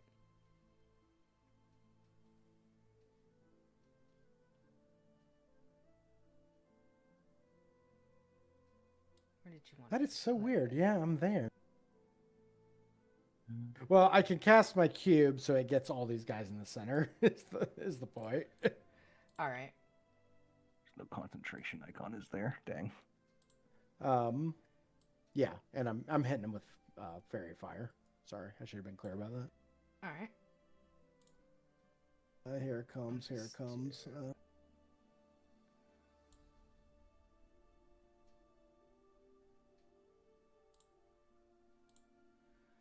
that's Ooh, it automatically takes out the spell slot. That's cool.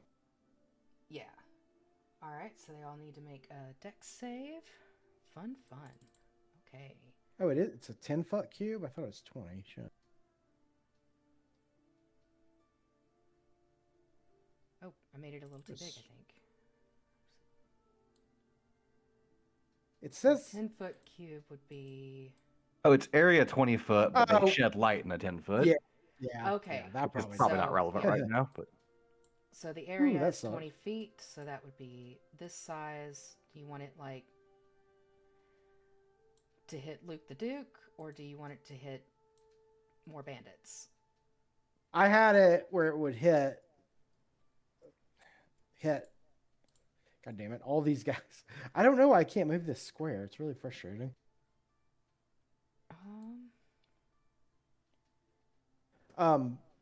Yeah, I mean, I had a cube worked out where it looked like I could hit pretty much everybody except this, I assume, this caster in the back. There is certainly a person back there. Let's see. Let me just look here. Yeah, 20-foot cube, so that's 4 by 4.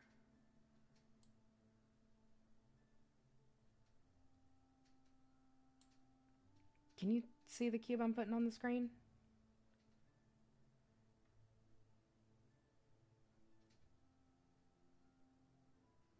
I see lots of squares.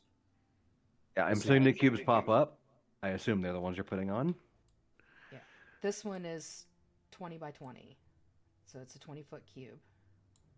So you could get those 3, or you could get these 4. Oh, 20-foot cube. Yeah, you're right. I measured it as a radius. You're right. You're Yeah. right.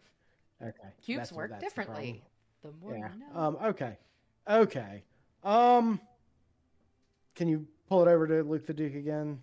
Yes, definitely. So you could get these 3, or you could get the... I want Luke the Duke to have it. Okay. Let me do his deck save. Okay. The assassin.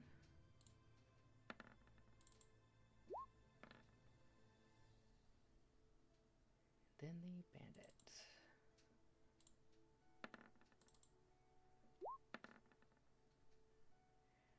Okay, so Luke the Duke and the bandit up here, they fail, and the assassin succeeds. So Great. these two will have fairy fire.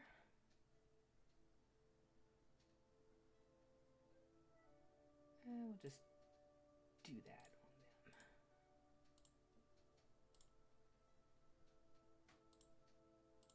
them. Okay.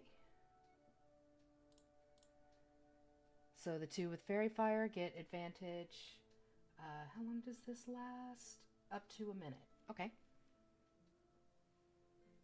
And Marrow. Yeah, throw in all of the spice on this. We are going baby. to target Luke the Duke. Okay.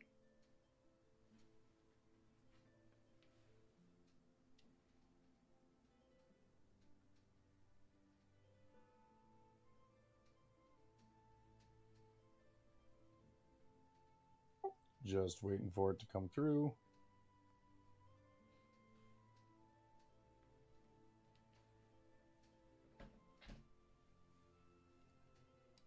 Or not. Hold on.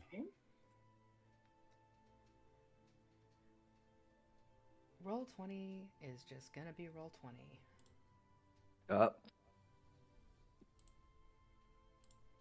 What can you do?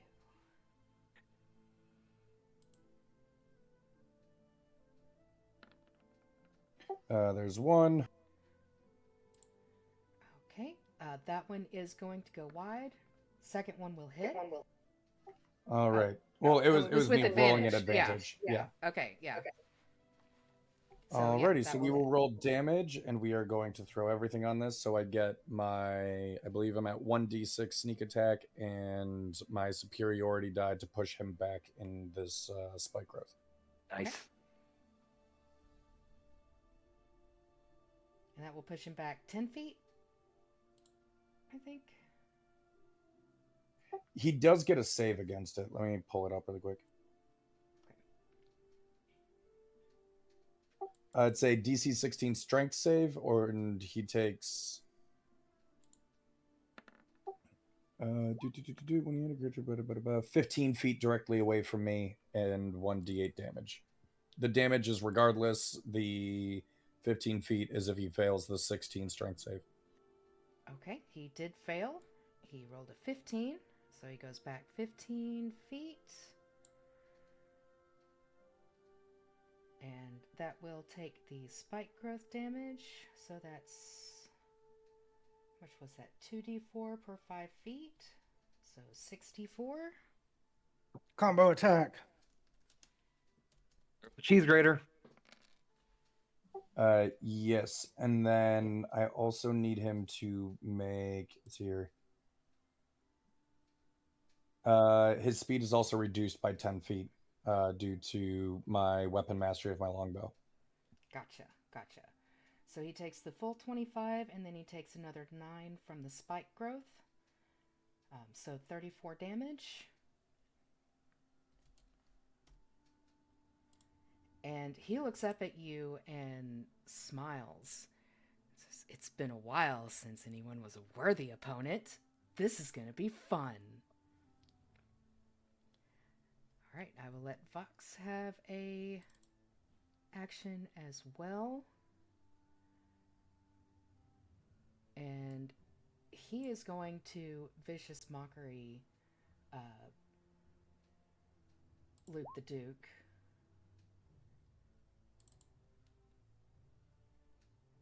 Probably saying something unkind about his mother, if I had to guess. And he is going to... Goodness. And he is Vox, going I'm to... certain his mother did the best she could. Some people are just a lost cause. He rolled a natural 1, so he's going to start to cry. Nice. And let's see. The damage is going to be 7 damage. So not a lot, but it's the emotional damage that hits the hardest. All right. Yeah. We will start regular turn order. Everybody got their shot. So this one here is going to step up first. She's going to try and move 5, 10, 15 feet. So she will take 4d4 from the spike growth.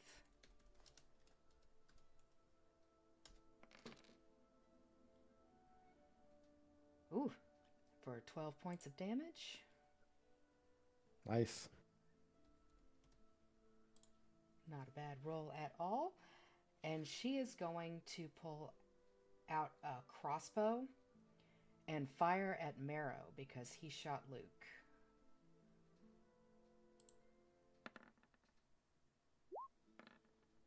How's a 13? That is less than 19. That's unfortunate. All right. She's going to then move here. And she's going to use a cunning action to hide.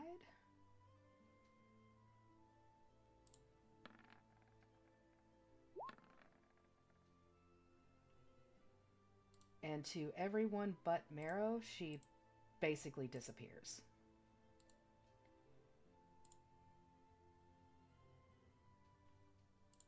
Put a little thing on We did here. not see her attack roll, by the way. Okay, yeah, it... Let's see if I can... I don't know if I mean, maybe you didn't want us to. I just Yeah. just telling you. Yeah, I think I've it's got set to them all not on show enemy Whisper. rolls. Yeah.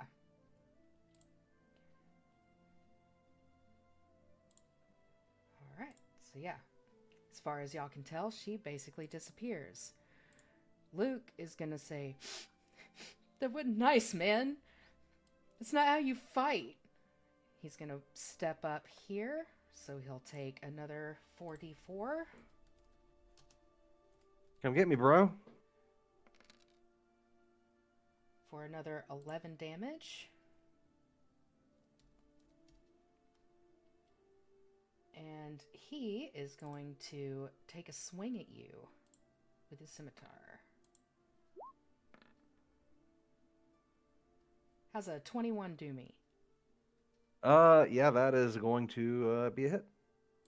Okay. Let's see if there's anything I can do about it. I don't think there is. Nah. No. There's AC stuff is I where can my do, build. but I'm not using the slot yet. Okay, you are going to take 17 slashing damage. Youch. And 2 poison damage.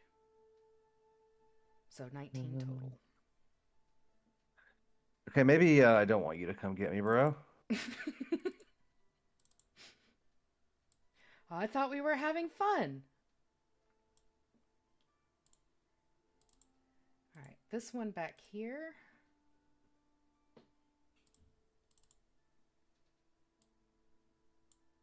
This guy is going to fire on Vox because he made his leader cry. But unfortunately, his bolt is going to go wide.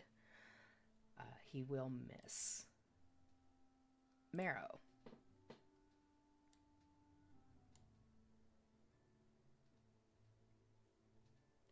Mara will step into the road down here, targeting Luke still.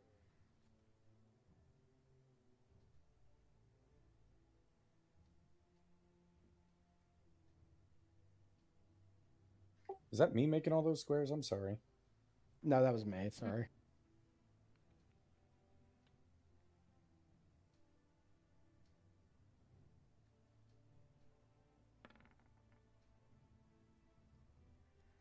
Yeah, that's gonna hit. I'll crit fish just for shits and grins. Cool. The same. Awesome. Yeah, and we're doing all the marbles again. Okay. Let's see those math blocks.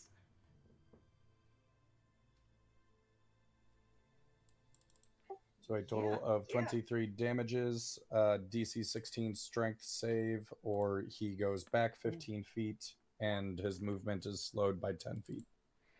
Okay, he rolled a 2, so he's going to go back 15 feet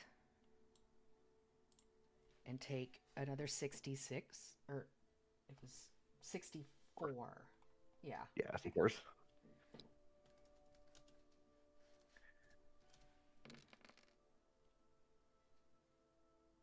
Oof. Ooh. Not the best rolls. But that does another 9 damage. It adds up.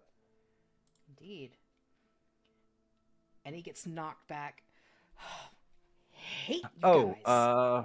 I hate to do this to myself, but I did not roll concentration when I took that hit, so. Oh, yes. Definitely need to do that. That will make a difference. Make sure I don't have anything that affects that. I don't think I do. Quick look. Nope. Okay. Ouch. Yeah, So- spike growth drops. Yep. And he does not take that damage, so I'll give that back to him. Sorry, I'm the kid reminding the teacher about homework. No worries, no worries. All right. So, do you have a second shot, Marrow? No, only one shot per turn. We went 3 and 2. Cool, cool. All right. So it is this bandit's turn. He is going to take a shot with a crossbow at Vox. Oh, and that is a critical hit. I'm gonna silvery barbs. Okay. That makes it re-roll, right?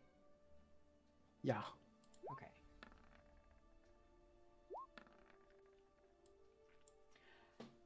Okay, hang on just a second. I gotta show you all this because you won't believe me if I don't.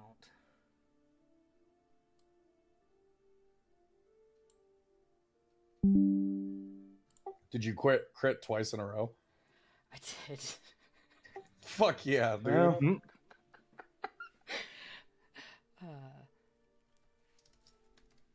I tried.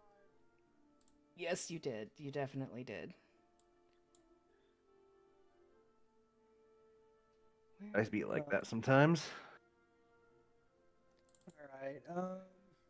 Who should get advantage on their next attack, roll, ability check, or saving throw? Either Vox or Gaspar.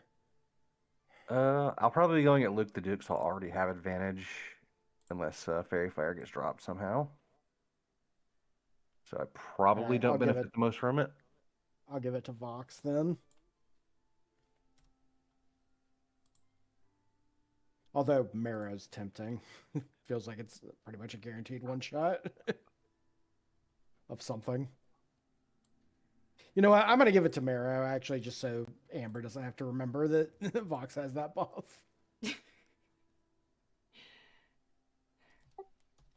I'm sorry, I think I missed Okay. it. What are we getting? You got my Silvery Barbs buff, so your next attack, roll, ability check, or saving throws with advantage. Cool. Hell yeah. Luckily, the damage wasn't too high on Vox. So that's good. This bandit here. He's also going to fire a shot, but he's going to fire at Gaspar.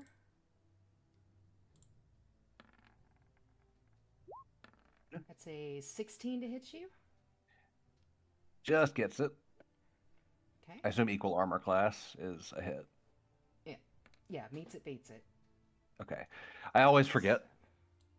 That will be another 6 piercing damage. Youch.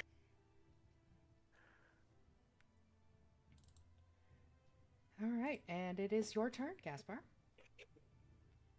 Okay. Do I want to go full aggro, or do I want to? Let's see what my options are here.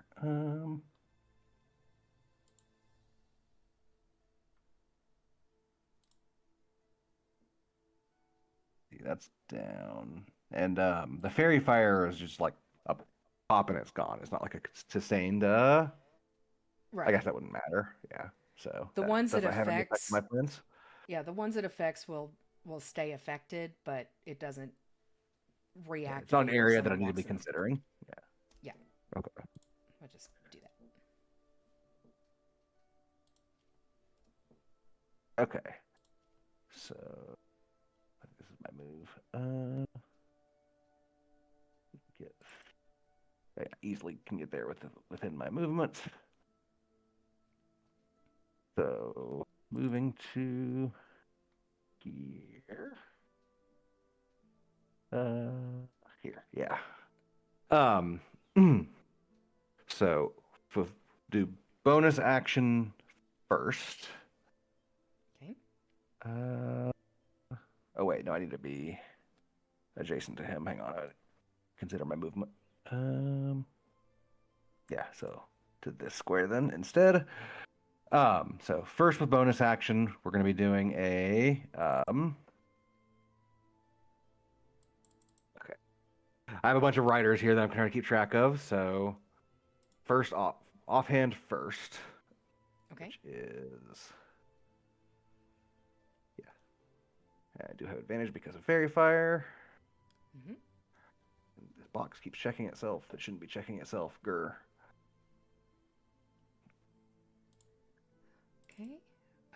16 is just going to miss. Dang. Oh well. And then second, so that's a main hand attack. We're gonna do that with. Is that with advantage? Yeah, did you roll Oh. the first one with advantage? I didn't. I thought I clicked advantage, but Oh, maybe I didn't. okay. Roll it again. Oh, hey, I see what I did. That's gonna hit. Nice. Okay, so he needs to make a save of some kind. That's only And- if it's a crit. Okay. All right. And that fairy fire stays on it too. Keep in mind, so it's not like just one advantage attack.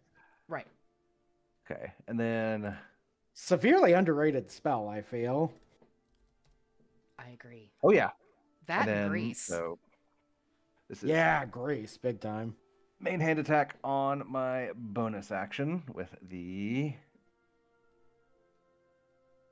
Or wait, hang on. No, I fucked that up. So with that, I want to apply the Gathered Swarm push ability, which is a strength save Okay. against your spell save DC, which is 13. So it's a 13 strength save, or else he gets pushed back, I think 15 feet. Yeah, 15 Okay. feet in the direction of my choice. Well, unfortunately, he rolled a 12, so he doesn't quite make it and gets pushed back. Nice. All right. So that was bonus action. And then with my main action, we're Who is that? gonna.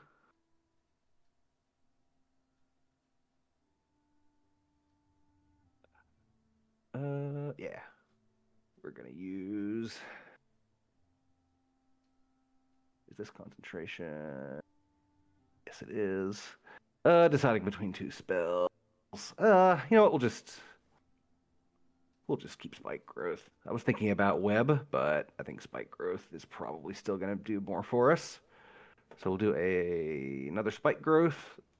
This time centered where I'm just outside of it.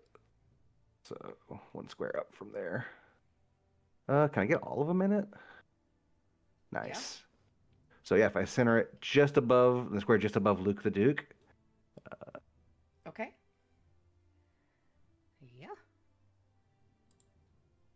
Get that on there. He after getting beaten up badly, I think it's. I had it measured out. Yeah, there you go. Everybody was just inside of it.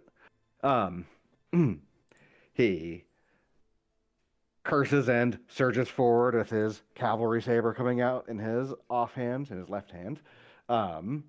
He takes a slash at Luke the Duke, and just like a wave of the cockroaches come out from under his sleeve and seem to just like, with just the mass of the tiny bodies, force him backwards. And at the same time, with his other hand, he's doing arcane gestures to summon up the a bunch of worms from underneath the earth to like tangle up people's feet and bite and gnaw at their boots in the center. I told you to stay put. It's Oh, very that's gross. disgusting. Who are you people? Oh my god. Cockroaches. That's my turn. All right, Ventress. Golly. All right. Is the grass difficult terrain? Anywhere you see the vines in the grass is going to be difficult terrain, but just being Okay. on the grass itself is fine. Okay. Do the vines look like they have bad intent? No, they don't. Like, okay. Maybe the ones on the cart look a little off, but the ones that are on the actual like grass seem normal. Okay, so just the squares with. Yeah, okay.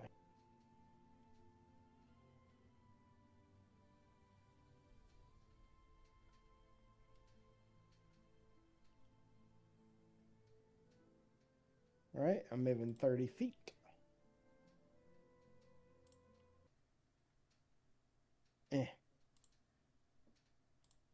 Hmm.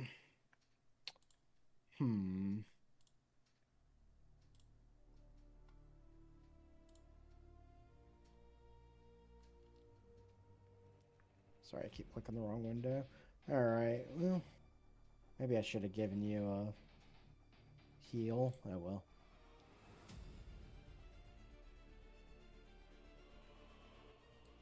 Let's hit a mirror image actually. Yeah. Okay.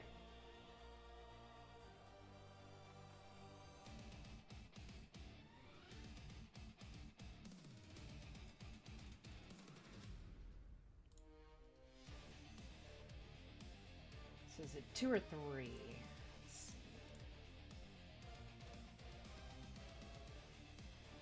3 illusory duplicates. Okay. Yeah.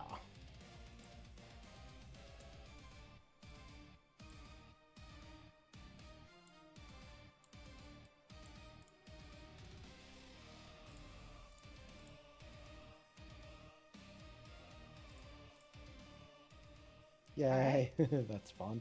That's fun. All right. Is I that have going to be to it for your buy turn? her real quick. All right. Yes, I'm good. It is about that time. We can go ahead and take a short break. Let's be back at 15 after.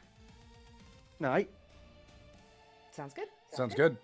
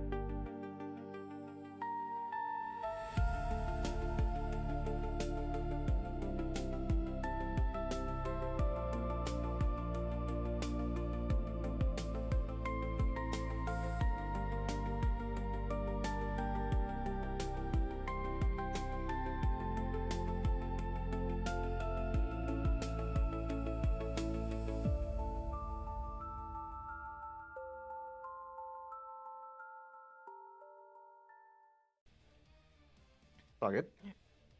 Everybody back now? Yep. Yep. Cool, cool. Ventress, you did mirror image. Was that it for your turn? Yes. Okay. So then it is Vox's turn. Vox is going to step up here. And I bet you can't tell what he's going to do. Mm-hmm. His favorite spell. Indeed.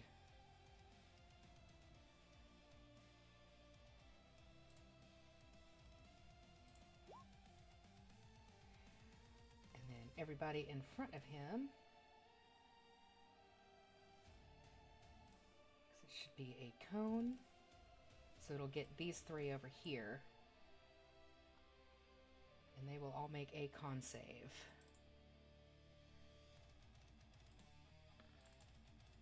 That's one fail.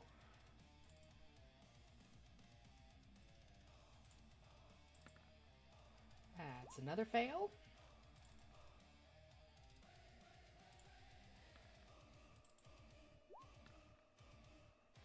Luke the Duke's going to be the only one who succeeds. So they're all going to get pushed 10 feet away.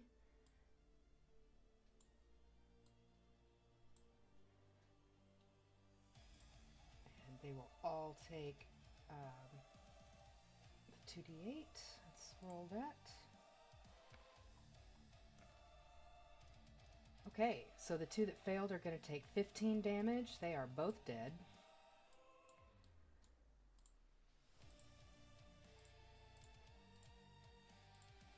And Luke is going to take half of that. And he's going to plant his feet. I'm tired of being moved. Yeah. All right. It's going to be it for Vox's turn.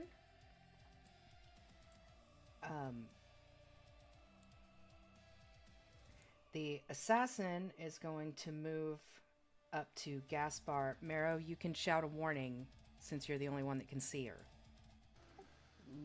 Gaspar, coming from you, 5 o'clock. All right.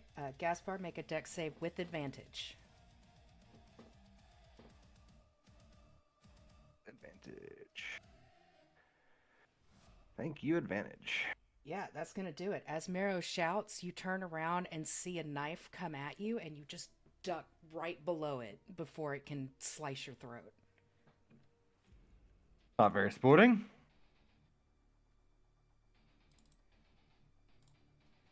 I'm an assassin. Sporting is not what I do. And then she is going to take a bonus action to disengage and move back into the vines.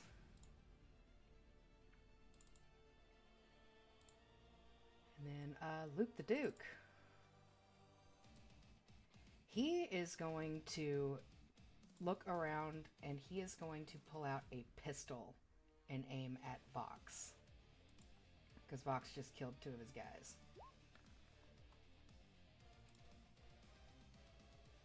Okay, and he just meets the DC.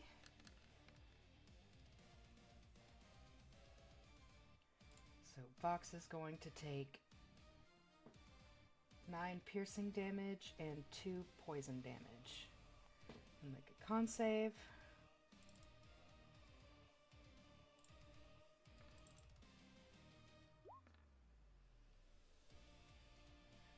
Which he is going to fail, so Vox does have the poison condition.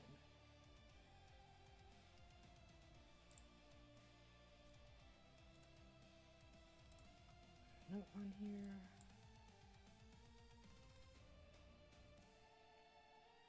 There we go. Alright, he's going to stay where he is.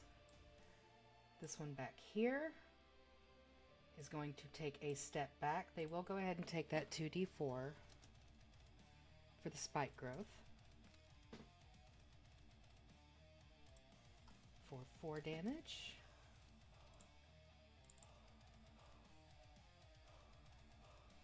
And then she is going to try to cast another bolt toward Vox.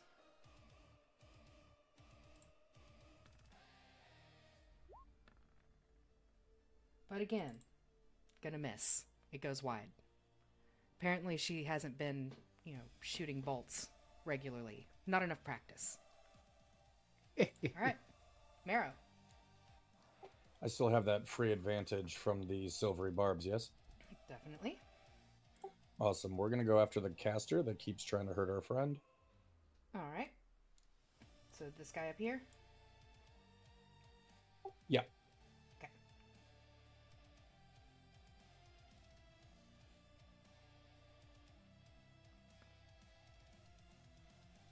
That'll hit. Noise. Awesome. Alrighty. So this is going to do the auto roll for the superiority. I'm only adding the sneak attack to this one. Okay.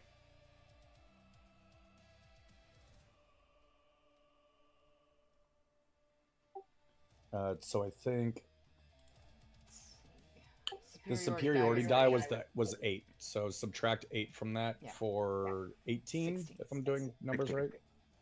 16. Right? I'm Right? not doing numbers right. You are correct. All right. Yeah, the crossbow bolt sinks, almost hitting a center of mass, but just to the side, and she looks very unhappy with you, Marrow. Most people are. I do have some movement that we'd like to get in. Okay.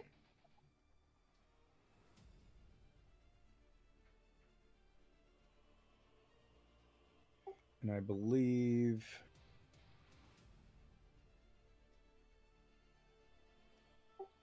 just in case I need it in the future, I should be able to use my bonus action to hide in the grass.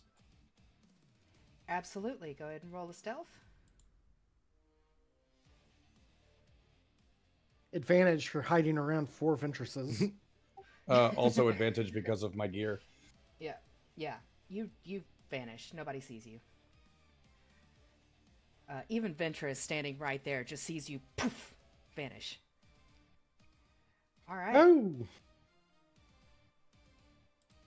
Gaspar.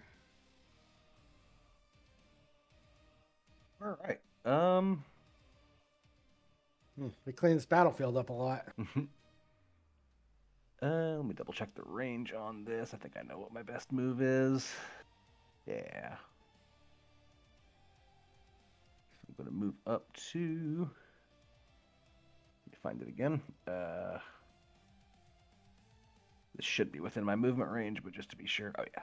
Not even close. Boop. And just double check ranges here. Okay. So we're going to do bonus action first to do a whip attack at the bandit nearest to me. Okay. You do have advantage because it's got fairy Okay. fire. Nice. And I'm going to whiff it. Oh, with advantage, right? With I advantage. totally clicked advantage that time. You're being stupid. Okay. That's much better. Yeah, that's definitely gonna hit. Okay. So do I want to use? Yeah. Okay, that's what I'll do. So I'm going to use. Well, first let's see what damage does. I'm going to use Gathered Swarm to push him back the 15 feet on a Strength 13. Okay. It's technically in any direction I want, but that right straight back is fine. All right. You said that's a strength save that he is going to fail miserably. So straight back is fine. Yep. And Over 3. he is dead. You hit him with the whip and knock him back through the spikes, and he just crumples in front of Luke. You All right, killed and then my men! without even pausing to register that, he's going to use his action to whip out a dagger in each hand and hurl both of them at Luke. Which unfortunately I have used my Gathered Swarm, so it's just going to be a standard thrown attack, but that's okay. And he still has Fairy Fire. Yes, let's see if advantage works. Hey, it worked that time. Yep, that's going to hit. All right, so damage on that. Then one more. I can't figure out why it's putting that green arrow on the second one. It puts the think that green might- arrow on the one you're supposed to take, I think, depending on how you roll it. I'm not sure. But that was advantage, and it put it on the 11, so Yeah, I don't really I don't know. 16 is going to just miss. That's okay. That's what I thought. So, 7. It's something. And then, so that was 20 feet of my movement. I'm just going to go ahead and use the last couple of movement to kind of edge back into the grass. Boop. And that is my whole turn. All right. Ventress. There are 4 of you, and I'm sure no one else is close by. I cannot see the assassin, correct? You can see the assassin. They did not hide. They disengaged this time. Oh, interesting. I'm tempted to just hit them with a fairy fire. You would lose But- concentration on the one you have on Luke the Duke. Oh, right, it is a concentration spell. Thank you. Forgot about that. I should put concentration on myself.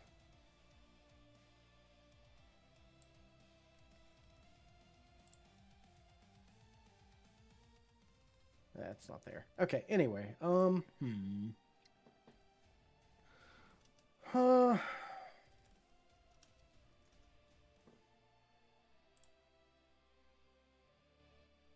Really need a long range nuke. Don't we all? How's Luke the Duke looking? He's looking a little worse for wear.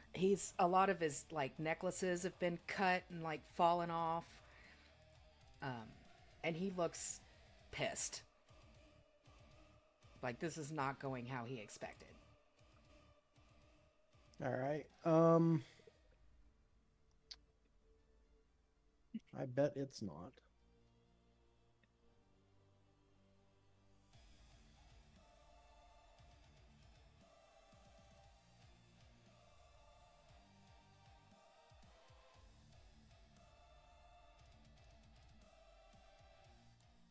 Fuck. Well, that made me to the wrong place.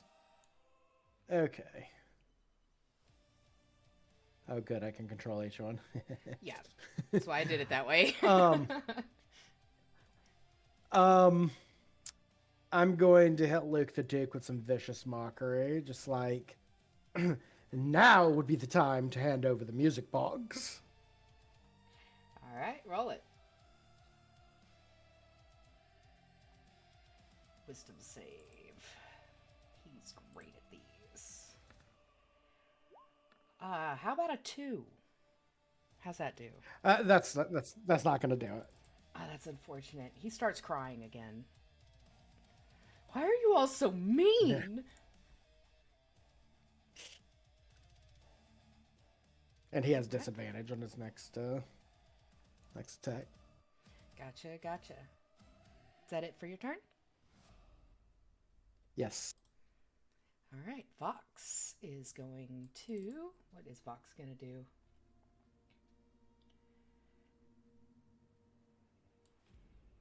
He is going to move down here. And he is going to... Where did it go? I just saw it. He's going to cast Vicious Vox ain't scared of Mockery. no rogue. Yeah, he's going to cast Vicious Mockery on the assassin. So they're going to make a wisdom save.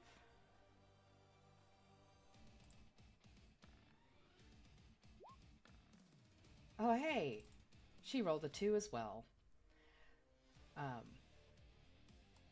Yeah, he makes a comment about Oh, yeah. cowards hiding in a fight, and she starts crying too.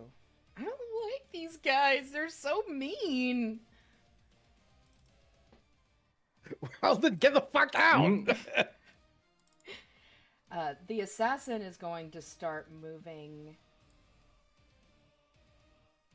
this direction. She's going to fire. There have been Go ahead.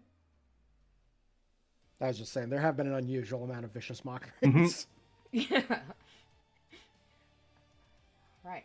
She's going to fire a crossbow at Vox.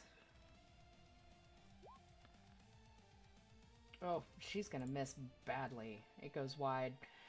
It just kind of goes right by you, Marrow, the same way you did to Vox in the last one. And then she's going to look back at this one up here and say, "Call them in!" And then it is Luke's turn. He is going to pull out his pistol again and take a shot at Gaspar. Rude. With disadvantage. So that is a nat 1. Nice. He is going to stay right where he is. He is tired of stepping on spikes. And the Blight Druid up here is going to pull out a whistle as her action and blow it. And then she's going to move over here. Marrow. It's probably fine. Maybe. Let's see here.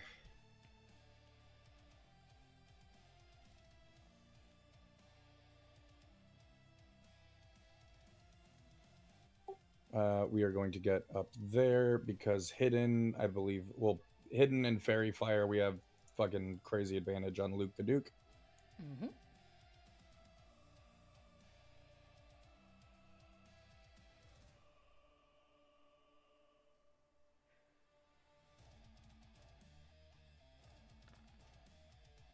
Say 24 to hit.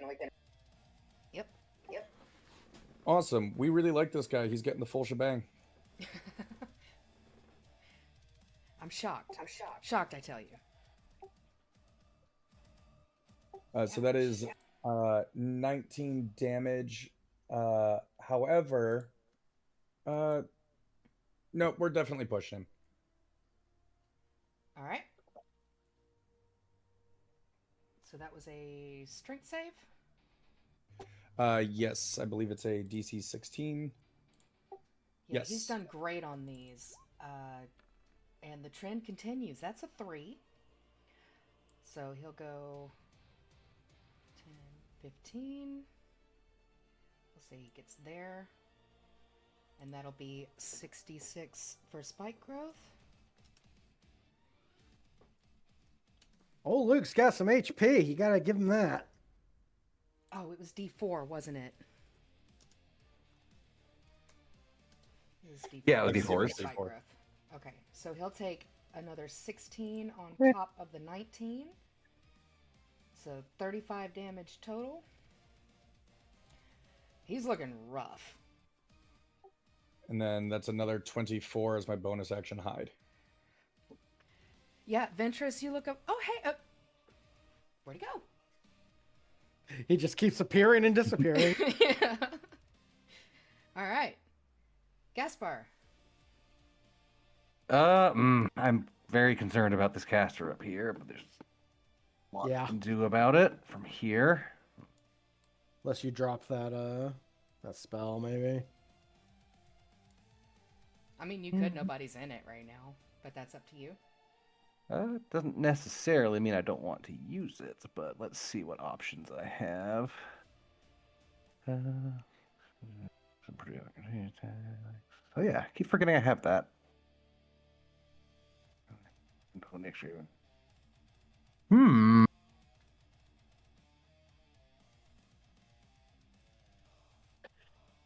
What's the range? Okay, I think I know what I want to do, but let me just double check my ranges. Okay. So that would be within my movement, and that would be 40 feet, which I think is still within thrown weapon range. I believe thrown weapon max is 60 feet, so you should be fine. Let me double check that. Pretty sure that was correct, but I'm just double checking to be sure. Oh, yeah, 60 feet, so it should be fine. Okay, yeah. All right, so we're moving to the edge of the spike growth.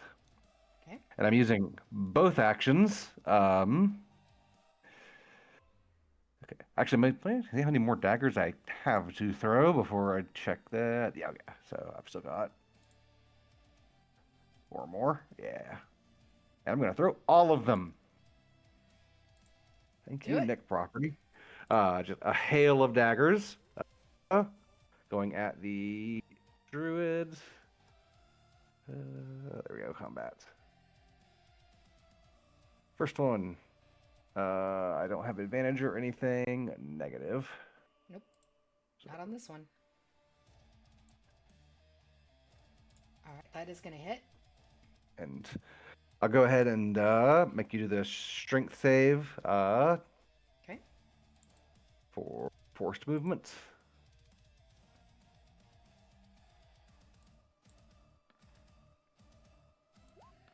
How's a 13? I think that's equals this pass, right? So yeah. Yeah, beats it. Dang. Oh well. Well, we'll just do 3 more straight up attacks then. Cool. Let me make sure there's no fun tricks. So that was one. Well, I'm committed to 1 and more anyway because bonus action. So.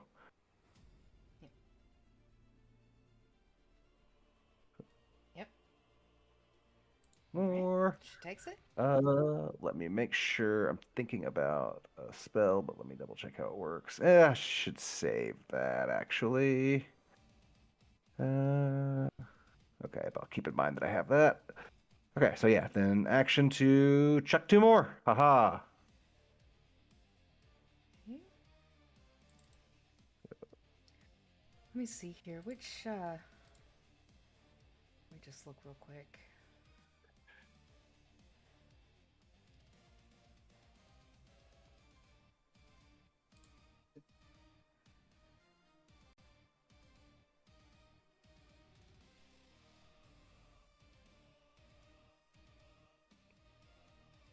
Okay, alright, cool.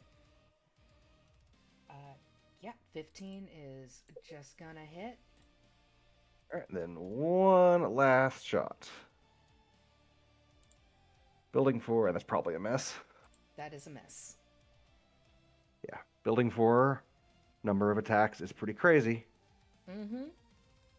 And I've used my bonus action. Movements. We'll just use that last. We'll just use that last little bit of movement too. It's not really cover, but it's a little bit more covered from the druid. Okay. And that's it. He just quickly whips out 2 sets of daggers and sends them flying. The first one is another one of those ball of roaches that seems to hit with so much impact, but it doesn't do the thing it's supposed to do. I guess it would have been whatever. Yeah. All right. Ventress, we are back to you. I'm going to move to Gaspar. Oh, that's 30 feet. Damn it.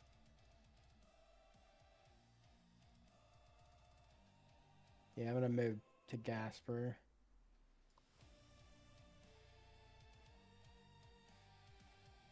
Okay. And I am going to heal him. Huzzah! I'm sure that is appreciated. I also have a bad feeling. Yeah. Oh, I can use a higher level spell slot. That might be a good idea, actually. Yeah. You know what? I'm going to go ahead. I'm going to give you a 3rd level spell slot. Ooh, I feel special. Fancy. That's Ooh. a lot of healing. That's Nice. Fuck yeah. puts me at max. Nice. Indeed. Huh, I didn't Some good update there. rolls. Weird. Yeah, those were good rolls. All right, Gaspar, you are feeling much better.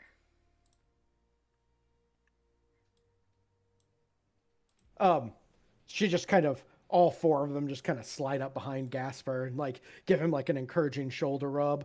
Don't worry, you've got it. And I should have been giving out bardic inspirations this whole time. Jesus Christ.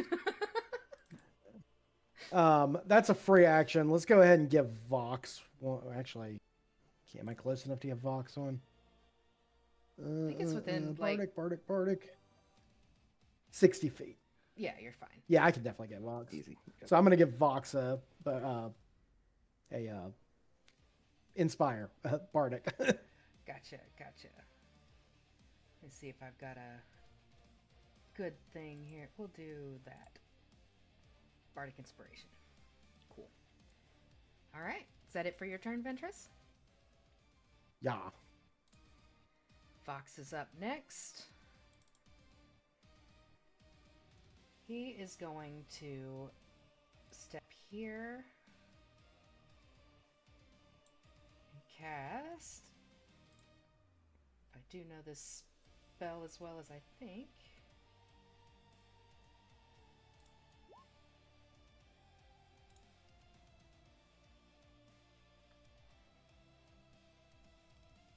Yeah, creature you can see within 30 feet must make a con save, so the assassin's going to make a con save.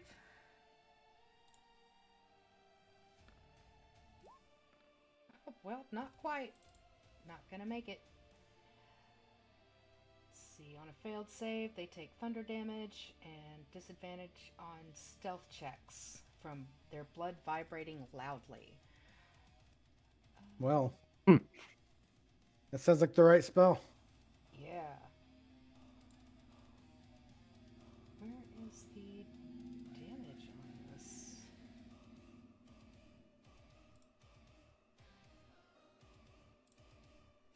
Thunder damage. To determine the damage, roll the hit point die expended to cast the spell. Okay, alright. So it's a hit point die. I don't know this as well as I thought I did.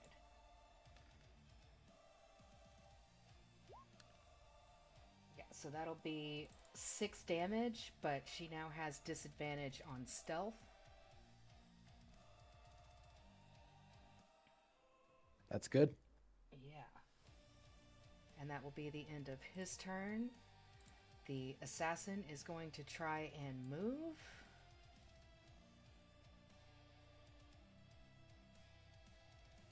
And as she runs past Duke, she'll say, "We need to get out of here. We weren't ready for a fight like this." And then it is Luke's turn, and he looks to her and says, "We can't run. What would they do with my reputation?" He steps down here, and he's going to try to shoot Vox. That's not the character sheet I'm looking for. That's the one.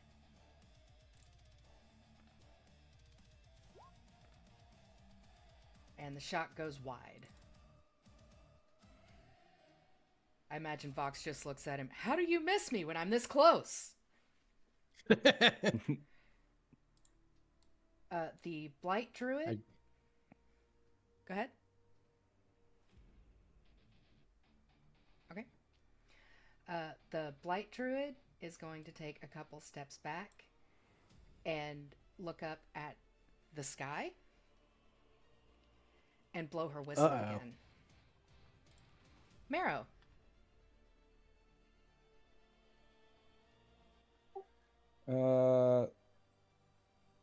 Yeah, he's going to aim at the caster, and as he does so, he will look over towards Luke the Duke. Just hand over the box, and we'll be on our way. And let's get some shots off on that caster. Yeah. Do you have anything that ignores cover? You'd be able to see like the top half, but that would be kind of like half cover. I mean, I can move to step out if I need to. Okay, yeah. I think if you move like 2 spots down, yeah. Yeah. There you go.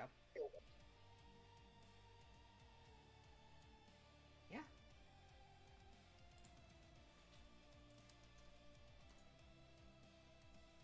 It's 27 to hit. That's gonna do it.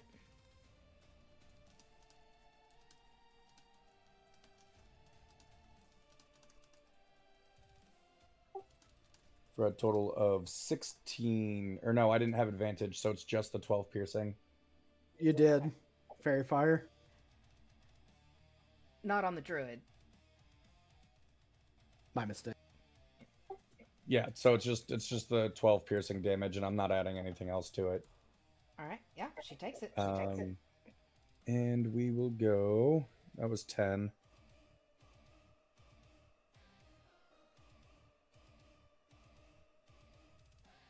We will go here. Bonus action hide. Okay. Roll me a stealth. That's an 18 on the stealth check. Should be good.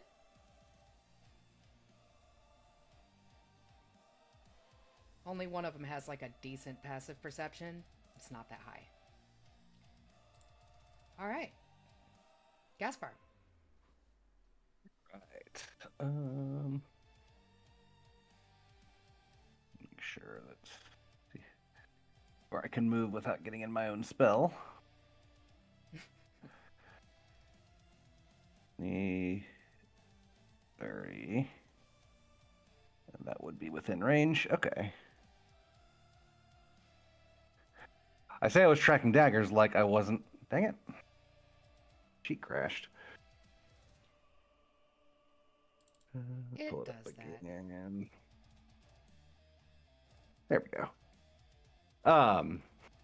I say like I didn't have several handfuls of axes I could also throw. Haha. That's weird. There's not a throne. Let me double check the. Yeah, range. It would be a lower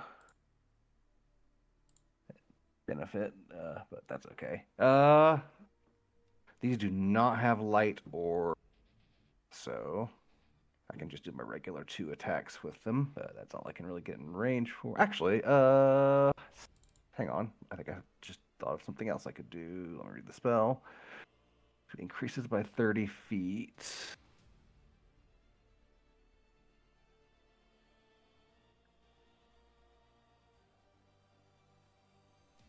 Ah, even better. Okay, well, in that case, we are going to Zephyr Strike.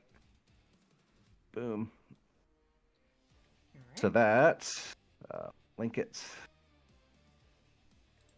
Yeah, you get advantage on 1 attack. You don't provoke opportunity attacks, and you get an extra 30 feet of movement and an extra 1d8 on a hit. So we're going to move here. We're going to actually we'll move adjacent because I'm gonna bet my luck with these checks keeps holding up. So that was a action, but it includes a weapon strike. Okay. Oh wait, no, it doesn't. Never mind. So I just have the regular 2 bonus action ones, which is Okay. Yeah. both with scimitar. Okay, yeah. So, advantage. Yes, Fairy Fire is still up. Mm-hmm. So, here's first one, which, see? It's like inconsistent whether it applies advantage when I tell it to or not. Yeah. So, yeah. First one is a First one's bust. gonna miss. Yeah.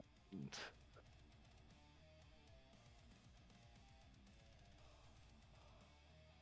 That See, it one's worked gonna that hit. time. Anyway. All right. So that will do regular damage plus a D8 from Zephyr Strike. Mhm. If damage will go through.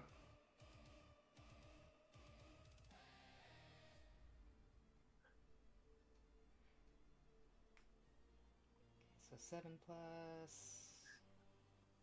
Clicked it. I'm waiting for it. The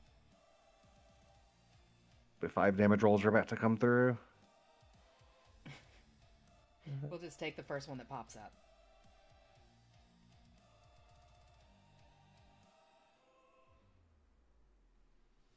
There Rolling it goes. off my sheet worked.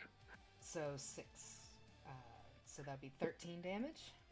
Yes, and then he also needs to make his strength check. I'm going to be moving him. If he fails, I'm going to be moving him into the spike growth. Okay. So let's make that strength check. Oh, his sheet crashed. Of course it did. Okay.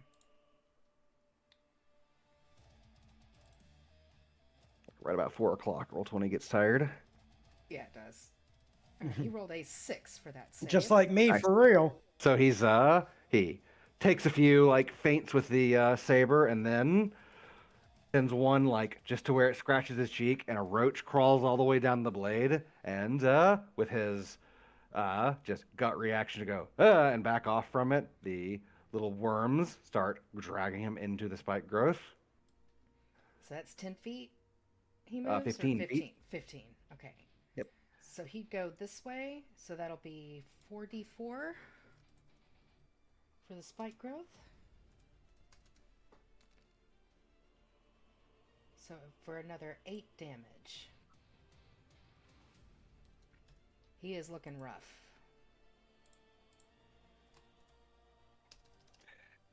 Why are you being this way?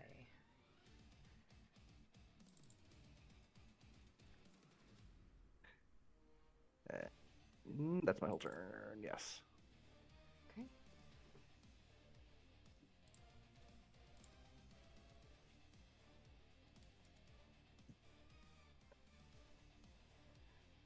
Sorry, Roll20 decided it didn't care if I needed to change the HP for the guy.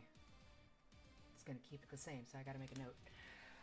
Yeah, I was having that same issue when I got healed. It took a second. Yeah. It's just All right. tired. Yes. Ventress. Okay. So I have a couple questions. First off, is my line of sight blocked to the druid by the wagon? You'd need to go down like 1 square. Or could I be on top of the wagon? Would that work? You can try to climb on the cart if you'd like. Okay.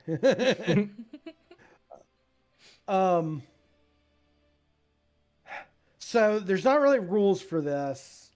Kind of what I want to do is just address the druid and the assassin and be like, hey guys, your leader is being a dumbass and you're just gonna die with him. You might as well just bail on him with a persuasion check or something. But I recognize that's not really covered in the rules, doing something like that. So I could also just cast a suggestion spell on one of them. Okay. I'll let you try the suggestion spell. Cool. You know what? For whatever reason, the druid gives me a worse vibe than the assassin. So let's see if we can get the assassin out of here. I know what that whistle's doing, but I don't like it. All right. So. I'm sure it's nothing, guys. Ouch. I was hoping that would work. Okay.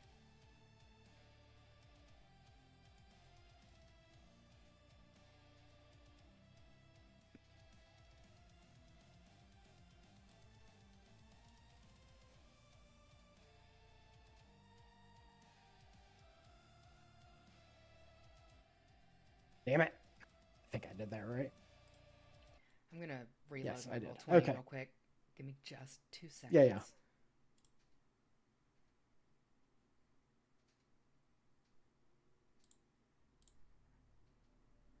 Okay, now it appears to be working correctly. As you were.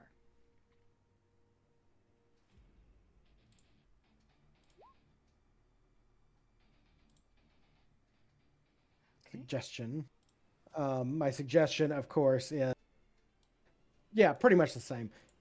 Your leader's clearly gone insane. With pride and ego, there's no need for you to stay here and suffer for his foolishness. Yeah. All right, you're casting this on the druid or the assassin? Sorry, on the assassin. On the It's assassin. 30-foot range. Yeah. Fair enough. So that's a wisdom save. How's an 8? Now that won't do it. For reference, it also says DC 11 there, but I don't know why that would be. I'm guessing because I get that spell from it's a racial spell, so I'm guessing it's just not formulated right to take my spellcasting attribute into Probably taking account. intelligence or wisdom. Yeah. Yeah, as it that was my thought, but actually my wisdom is better than that, so it's probably just like defaulting to intelligence or something. Yeah. So Let me see if I can take a look real quick. Guessing it reads as a wizard spell by default. that's that's probably it. Yeah. Although actually, I think my intelligence is better than that too. Now that I think about it. Yeah, my intelligence. So yeah, I really don't know where it's getting only +1. Should be using your charisma, correct? I mean, I think so. Like I said, it's a racial spell. I feel like those generally. In most Default cases, I can to think your- of they do. Yeah, they Yeah. are what Yeah. we use, Alright, or I you get to switched it. choose. I'll look at it a bit later. I switched Yeah. it to charisma, but it didn't change the DC. He failed anyway. Yeah, that's true. She failed, yeah. Yeah, Which I Sheila- just realized. I just realized that's a concentration spell, so I guess I have to drop my fairy fire too. Yeah, Whoops. fairy fire would drop. Yeah, It's fine. fair enough. We've gotten plenty of value out of it. Indeed. All right. She's going to look to you and hear your suggestion, and she'll say, "Yeah, this wasn't how today was supposed to go. Luke, stop being crazy. We run. need to leave." Just run and keep running. Before that, though, it Which- is Vox's turn. Which maybe she'll do for the next 8 hours. Looking at the spell, I don't know. Perhaps. All right. Let's see what Vox is going to do.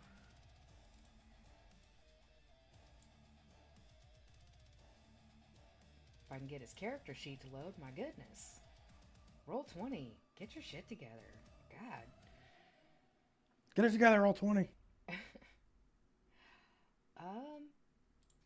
He is going to, let's see, vibrating humors is it is not a concentration spell. So he is going to cast Dazzling Blast. Let me read the spell here. Make sure I know what I'm actually looking at.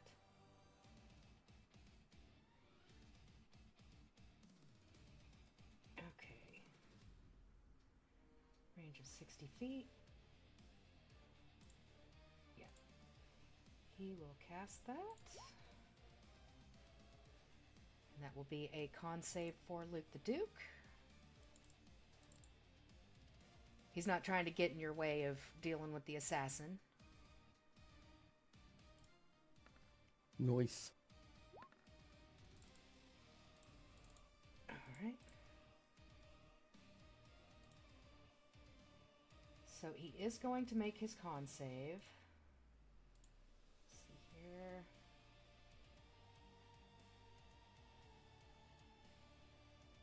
Okay, so he's going to take 2d6 force damage, but he will not be dazed.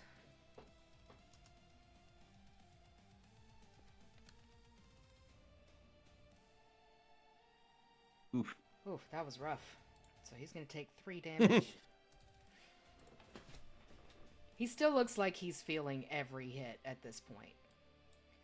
Alright, it is the assassin's turn, and the assassin is going to run her full movement, and then she's going to dash. Gaspar, you can take an attack of opportunity if you'd like.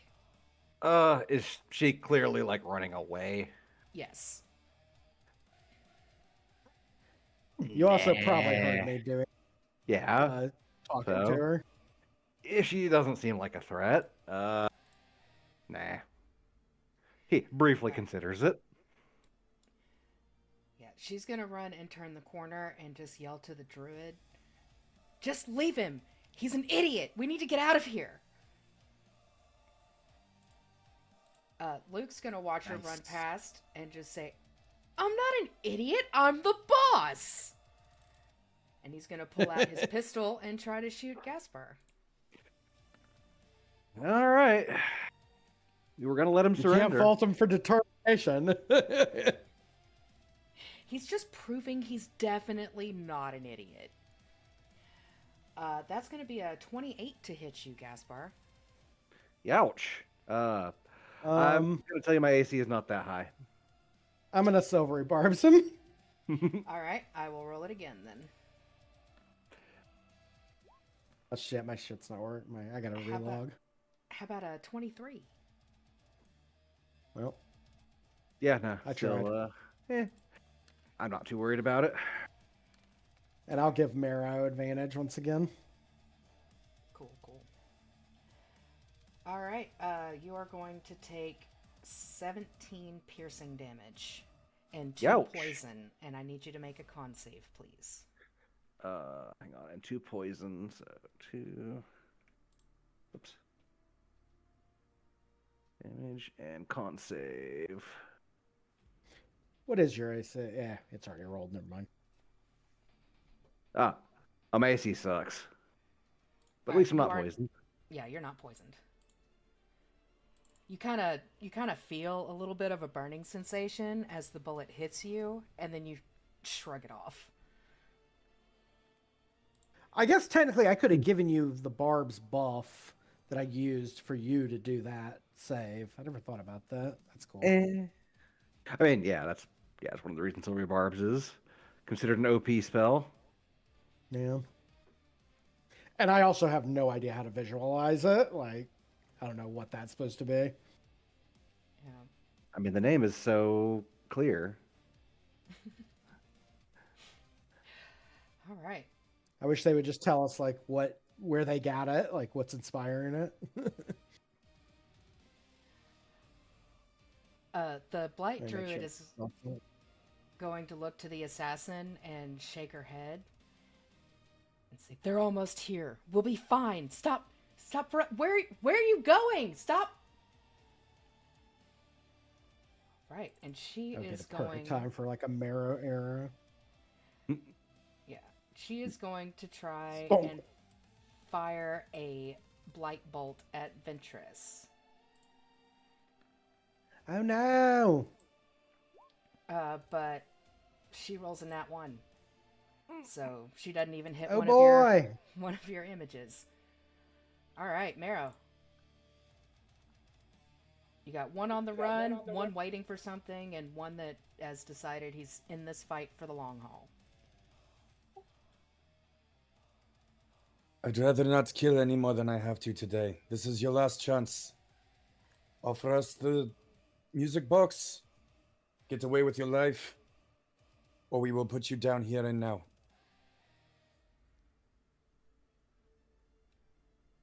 Yeah, Luke turns and looks to the druid.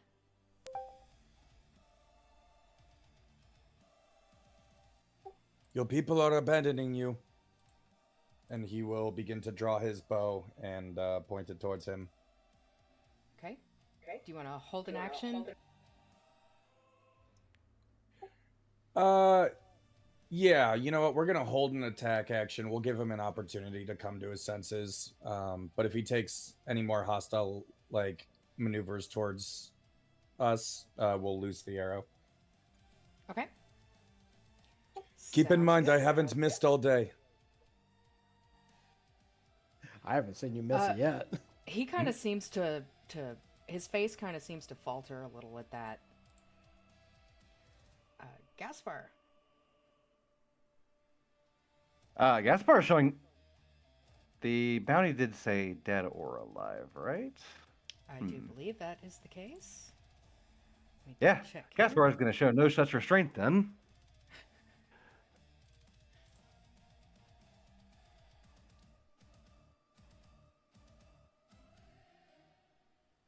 All right. So go to. Would you consider, by the way it's measured, to this square to be inside the spike growth? No, if it's less than half of the square, I'm not going to consider it inside, if that makes sense. That's typically how we've done it. I just wanted to be sure. Okay. Yeah. Then yeah, he's just getting he's out of range of that. That's kind of a bummer, but that's okay. Just a double whip attack. I just need to get a hit. Which Fairy Fire did drop, Yes. so no longer an advantage. Ooh, That is definitely might be a gonna moot hit. point. If it rolls correctly, it is not. Boo. Technically, every object within that sphere is glowing. Well, was glowing with fairy fire, so it was like a disco fight. What is crit damage again? Crit do a damage regular is double. So if you click crit damage, it should roll double the dice for it. Yeah, I'm having to do it off my sheet, so check the breakdown here. That's 3, so it should just be another D4. Which is not super exciting on a whip, but that's okay. Well, hey, still. Hey, Every little bit And counts. then also, would I get more damage? I'll hold off until my second attack because that could push him out of range. Yeah, that's the move. Okay. So just taking that as normal attack. I could have Hunter's marked it, but what? Dang! Do it Okay. again. good lord. The rolls are crazy this game. Yeah, they are. Whoops. So just add that to what's about to roll. Okay, and that's going to be used to do the pushback move. All right. In this case, just pushing him towards the center of, I guess just the 10 feet. So I put him dead in the center. Okay. So that's he'll actually take less another- damage, but So another 4d4. Yep. For another 12 Nice. damage. He is... Looks like he might be losing consciousness soon. just say the 2 words, I surrender, and this stops. And that's my turn. And music box. Gaspar, roll a perception check real quick.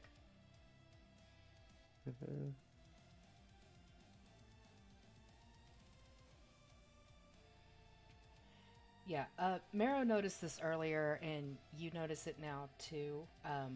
Ever since the druid blew the whistle, whenever you ask about the music box, he looks to her without answering. Interesting. Is that gonna be it for you? Yes. Okay, Ventress.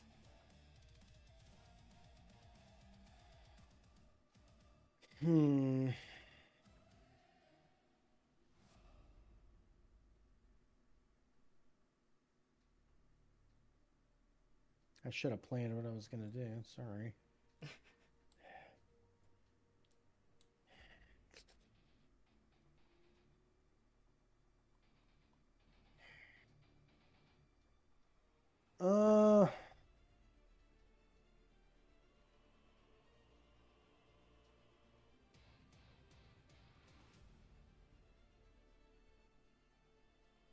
Let's just vicious mockery the druid. All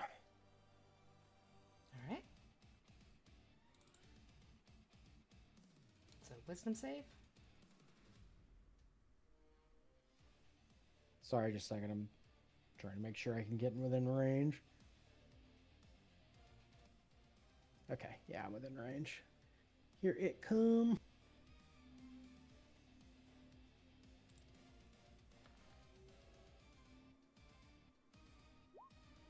How's an 8 do?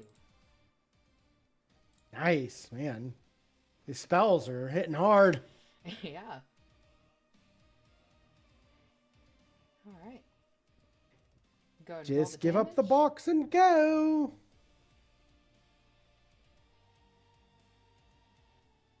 Just 1d, yeah, just 1d6. So 3 psychic. Always fun to do psychic damage. Indeed. Yeah, she takes it, and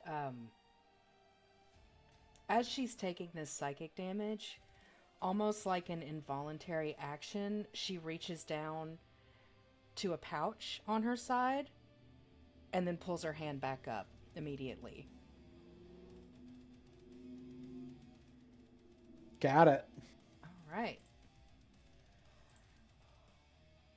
Fox is going to make his way over here.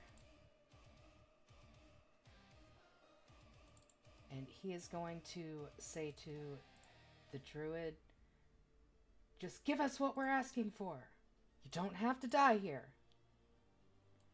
And he's going to hold an action to do another vicious mockery at her if she doesn't back down.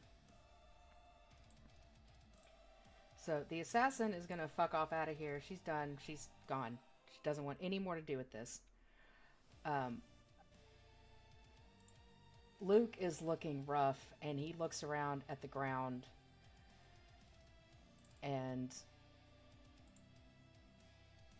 deciding that he can't move too much, he's going to pull his pistol back out and take a shot at Ventress. Rude. Can my held action go off? Yes, absolutely. Go ahead and roll it.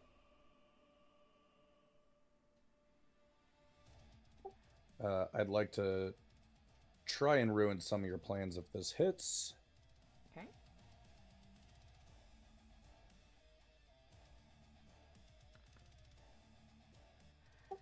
Nice. I think Yeah. it should have been a normal roll, but I'm pretty sure both of those hit. Yes, they do. Go ahead and roll the damage.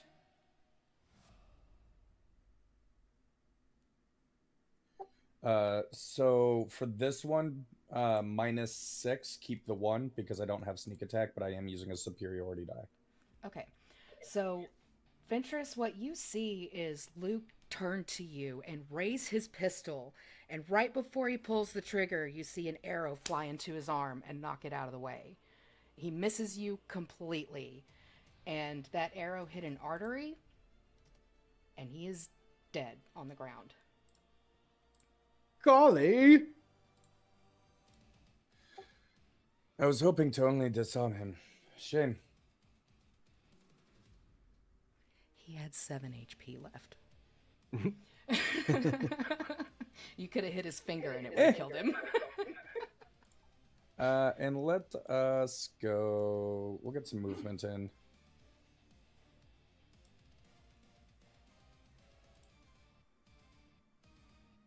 Okay, so that was a held action. We'll just say you did the movement before. Oh And shit! then You're held right. the You're right. action. Let me go back. Sorry, I forgot. It's fine. You could have moved on your previous turn and still held the action. He would have stayed because I forgot to say that he was also hiding, which would have given me advantage, but it's not important, so we're good. All right. The Blight Druid is going to look at the corpse of her former boss, allegedly, and she's actually going to smile and say, I was done dealing with that guy anyway. And as she turns back towards this direction, you see a pair of figures flying down. They're not very big, but they definitely look Drake-like. Oh dear. Hmm. Glad I have my mirror image up already. That'll be a So- problem later. Yeah. That'll be a problem now. They will join the battle at the top of the round. But you can see them from where you are now. She's going to fire another bolt at Gaspar. Only because Marrow isn't in range. Oh, and that's a miss. That's a 12. Nice. She really should have practiced this spell more. Mhm. It's become a problem. All right, Marrow.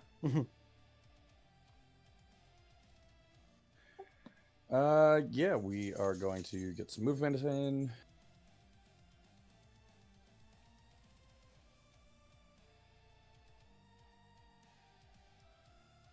We will go there.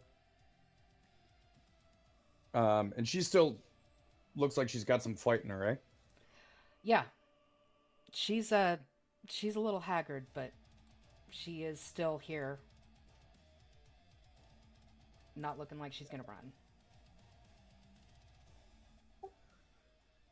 All right. Well, I guess it's going to be a bad day for everybody then. And he's going to fire an arrow at her as well. Okay. That last attack used the last of my superiority dice, so from here on out, I have none. Okay.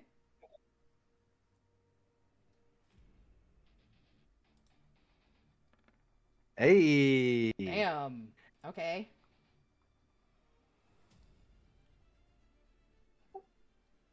Do.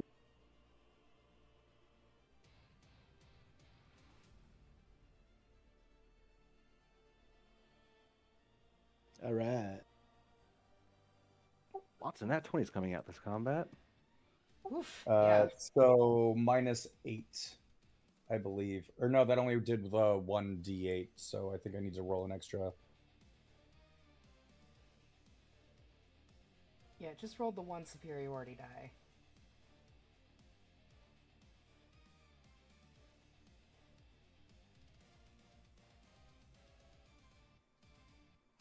+9. Miss. I guess we could just use the superiority die. It's the same as my attack die, so it would just be -4. So for a total of 20. Yeah, okay. Yeah, she takes it, and it hits her, like, almost dead center again, and she almost takes a knee from the hit.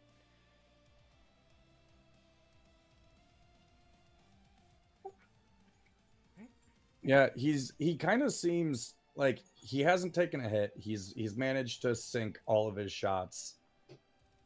And somehow he looks bummed about it. Like he's not super happy that this is the way things have gone. He would have rather just collected it and left them on their way, and now we've got a bunch of bodies that we have to take care of later. Yeah. But yeah, that will end our turn. Okay. Gaspar? Right, so unfortunately, because of the movement speed, I have to sacrifice an attack, but oh well, that's okay. We're going to go up to here. We are going to use a bonus action to Hunter's Mark, which means that is concentration, so spike growth drops. Yep. Not that we want it anymore anyway. And you get an additional So- 1d4 to your attack if you hit. Right? Correct. Okay. And then we're going to do a basic with action, a whip attack. Okay. This will also be using the movement to pull her Damn. into me. Damn. Y'all Okay. are cheating. My poor babies. My goodness. Jesus, so many crits. I'm not landing any of them with my thing that has a special on crit. So 1d4. Nah. So 8 damage. And she'll have a DC 13 strength or get pulled into melee with me. Well, DC 14 strength. That's 13. not her DC 13. Okay. That's going to be an 11. All right. So In that case, that opens her up into threat range for my offhand attack with Nick. Yeah. And Yep, that's going to hit.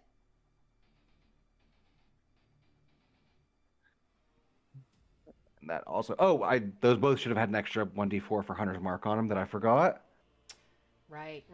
Okay. It doesn't matter. It's all slashing damage, so just an extra 2d4 should cover everything. So, she's dead regardless. How would you like to do this? He, seeing that something is about to happen and he's not going to like it, he dashes forward, drops to a knee and into a roll with his whip coming out in one hand. He wraps it around her leg, pulls her into the saber, and runs her straight through. Yeah, as she dies, she looks to you and tries to, like, grab the whistle around her neck again before she falls over, dead. A stray cockroach on the very tip of the saber at the back of her. Not forget who helped. Okay. You do still have the 2 figures flying in, and they are closer now.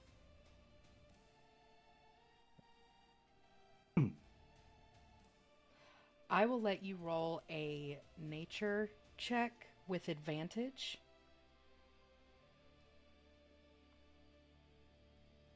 Nature with advantage.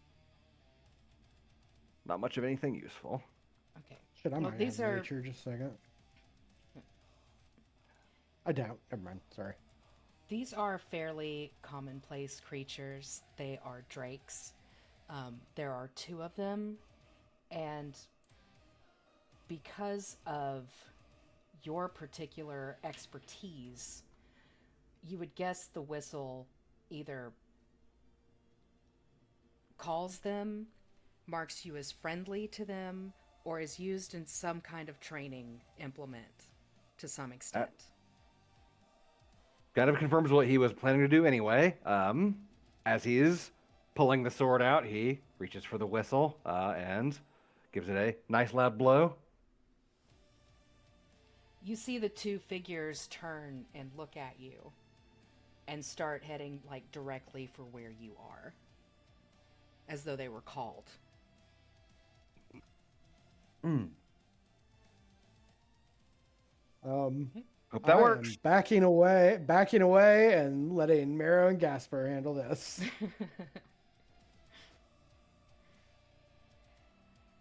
All right.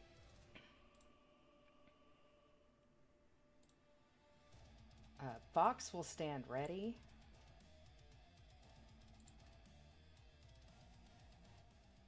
Mero, are you going to wait and see what happens, or do you want to...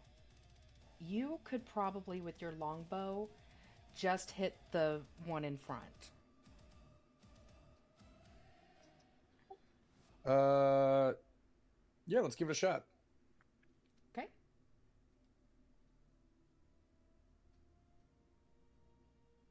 You know, longbow only has like 600 feet long range. You know, no big deal. Jesus.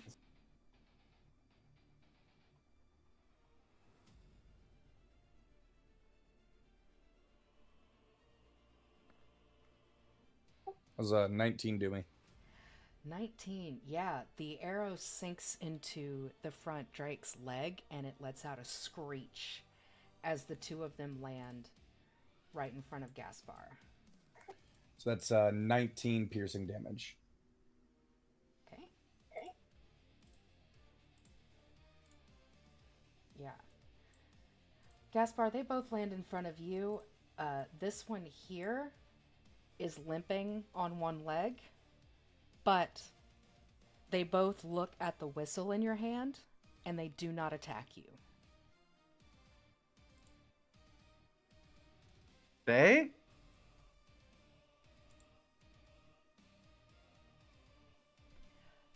Yeah, they'd look at you and kind of cock their head to the side and lay down on the ground in front of you. Hold. Oh, very good. The one that's injured starts licking at its leg, trying to work the arrow out of it. If it allows him, he's going to try to safely pull the arrow out. Yep. Um, Roll an intelligence check with advantage. could also just, if this would apply, I have Cure Wounds prepared. Okay. So just use that to treat the wound because even with advantage, I don't have much faith in my intelligence. Okay, fair enough. I will say when it's obvious there's no immediate danger, she's moving up quick to observe this because how often do you get to see something like this? Yeah. The danger seems to have passed for now. You don't see any more enemies. He's running a hand kind of over where the injury is and some energy. Actually, some it's off-putting at first. What looks like maggots seem to kind of spring from the wound, and you think, infection, but they seem to be repairing it. Interesting.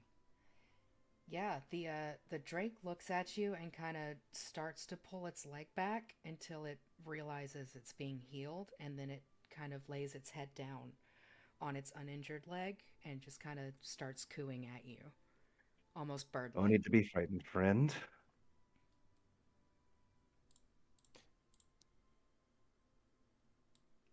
I'm gonna pull out a notebook and start sketching this.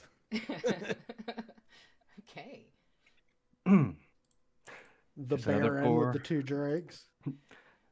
Just another poor misunderstood creature.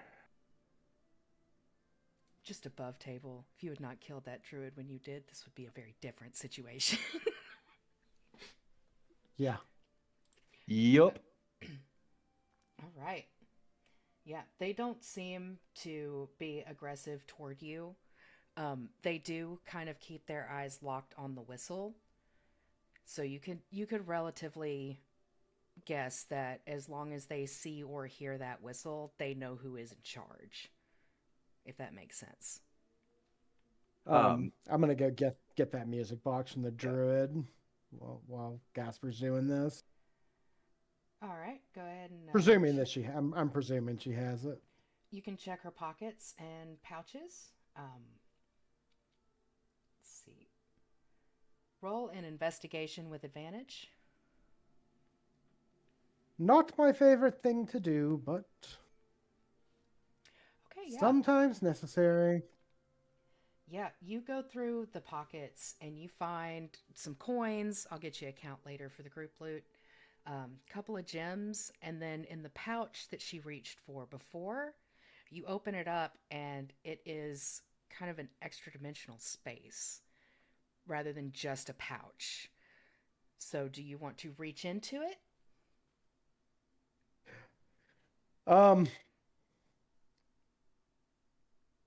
Yeah, probably with a delighted exclamation like, "Oh, a pouch of holding!"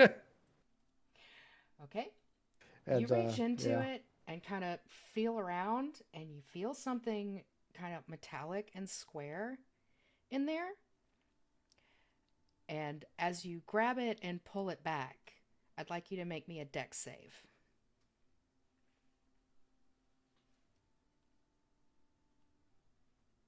I can live with that. Okay. Yeah. Yeah, meets it, beats it.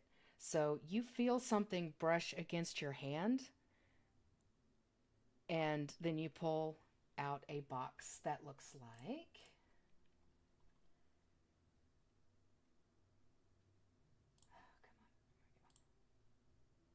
this. Oh, very good. You can feel it cat. kind of. Go ahead. You can feel it kind of crackling with energy, and you see the keyhole on the side, but there is no key. She throws the bag of holding aside and holds it up to let it, like, turning it to let it glint in the sunlight and stuff, like really examining it. You know, in all the excitement, I never thought to ask her what tune it plays. Just remember, don't try to open it or the inside will be damaged. Yeah, let's not find out. I suppose you're right. Easy, friends. He's glancing over his shoulder. See to the rest of them. Get proof of Luke. There's a bounty on him. How fortuitous. Mm.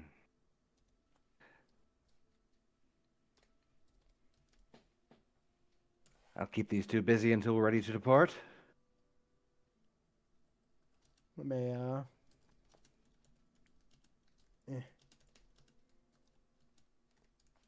I'm pulling up the newsletters real quick, just see if there's any details that we might want to keep in mind. This is what you find on the Druid.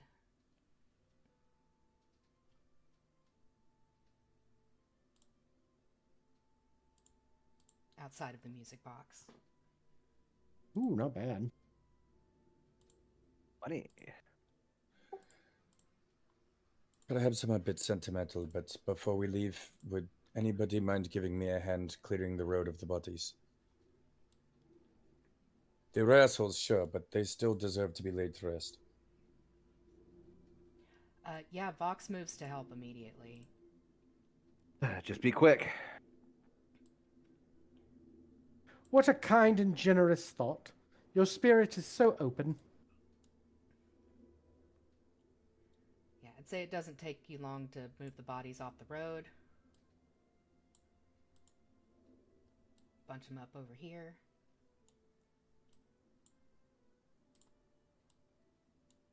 All right. Did you want to check all the bodies? Luke the Duke does have a signet ring that should be sufficient for proof of death.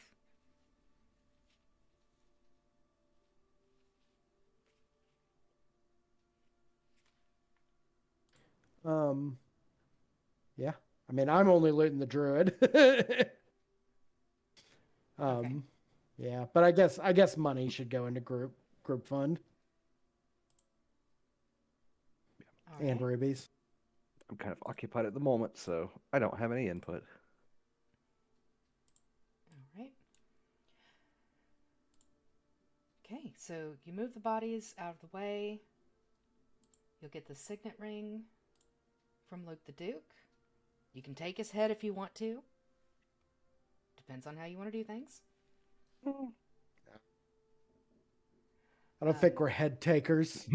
Not if we don't have to. But there was also a reward for each additional of his crew that you killed.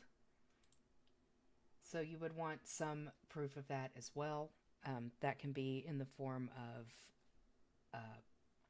any kind of personal gear that they have, or you can cut off a finger if you want to. You know, pull out a Maybe tooth. I think their taking their weapons?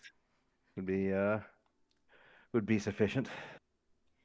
All right. So from Luke the Duke, you would get 2 fairly nice scimitars. One of them is a well-made, just regular scimitar, but the other is a +1 scimitar. Nice. Mm. So you get both of those for whoever wants them.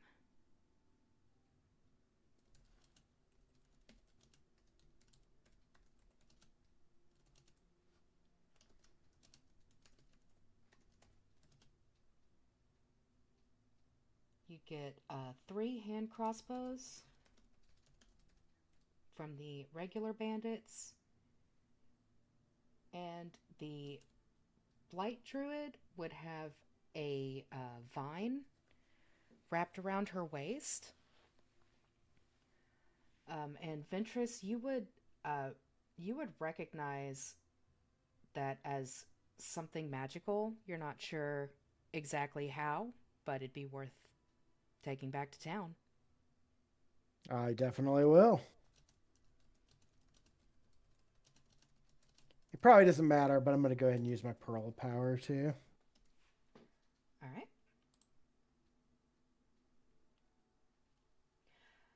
Gaspar, after Just spending trying a to figure- few minutes with the Drakes and kind of getting to know them a little bit, you think maybe you could probably tell them to go home?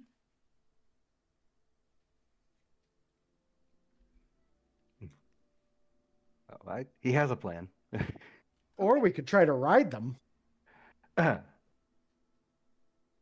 He's pretty much, once it looks like we've kind of collected everything and are gathering our things up to head on, he'll take the whistle and hold it in front of their faces.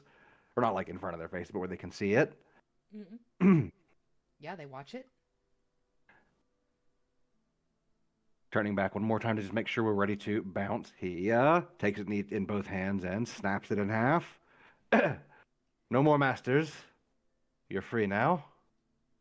Go live a good life. And he kind of leans in. And after we're gone, there's a snack in the bushes over there. They then look at turns- you. Their eyes are intelligent, like not to the level a dragon would be because they are just drakes, but they do have understanding. And when they see you break the whistle, they both stand up and take a step back before flying over for lunch. We should get out of here. I think they understood that, but I'd rather not find out. Indeed, I think we've done Golly. quite enough here.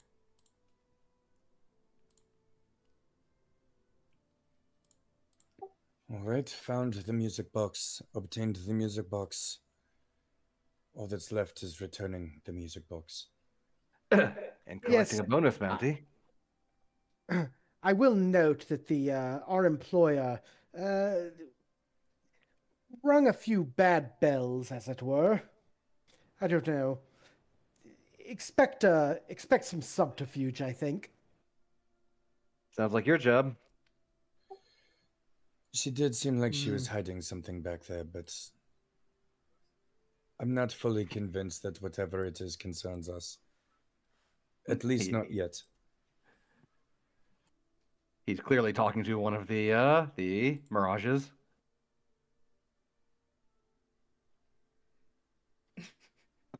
Just be prepared, is all I'm saying, as she drops it. I was talking to the wrong one. Here's a quick shifty-eyed. Yes. Well.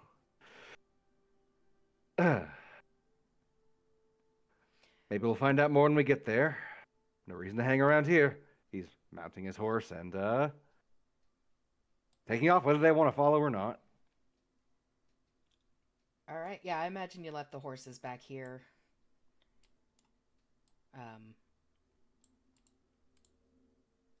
Yeah, I would have dismounted as soon as he heard the bandits. Yeah. So yeah, you have no trouble getting back to your horses. Let's see. Did you want to head to the security office for the bounty first, or back to Glittering Gaieties to turn in the music box?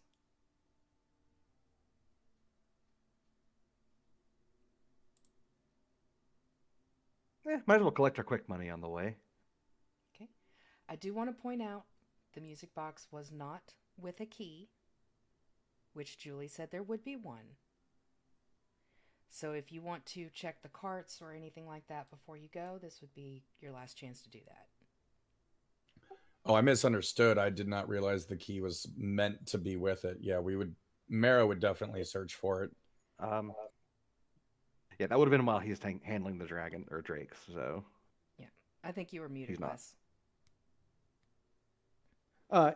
All agreement with what was just said. Okay. Yeah, you look through the wreckage, and there's not much left. It's splintered boards, a few nails, a couple of wheels that are falling apart. Um, but yeah, you don't find a key anywhere.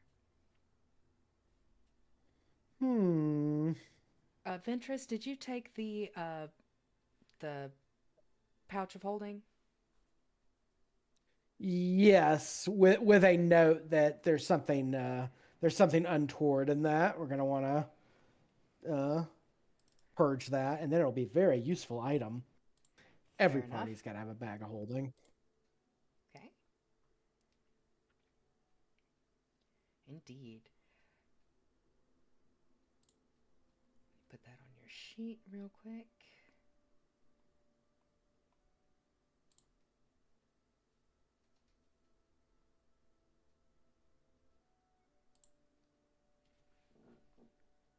Just a second.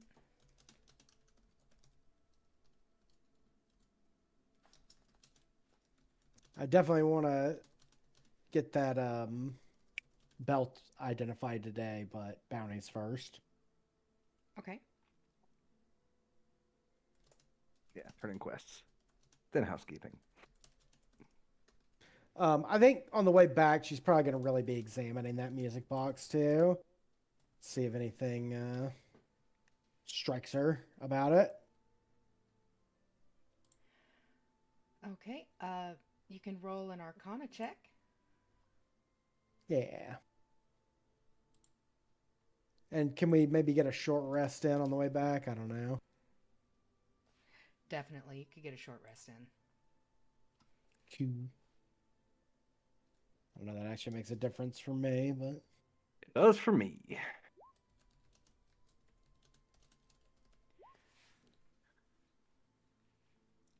Okay. Ventress, looking at this box as you're making your way back,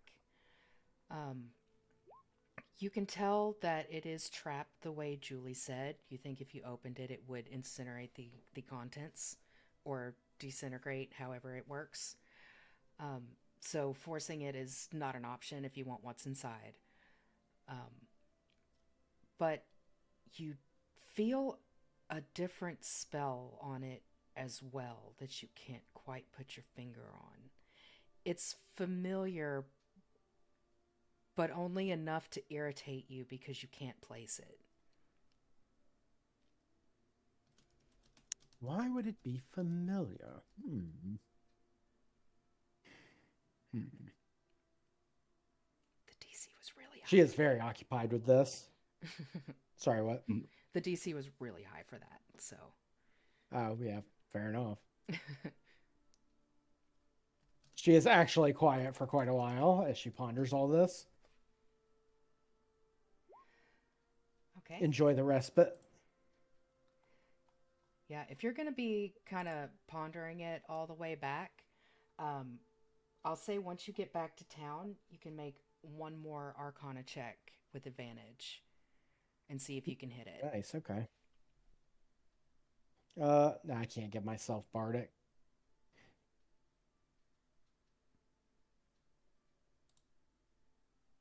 I thought you could in the 2024 rules. Oh my god, can you? Let me double check that before you get too excited. Let's see. Features and traits. Supernaturally inspire others. Use a bardic inspiration. Another creature within 60 feet. Only one at a time.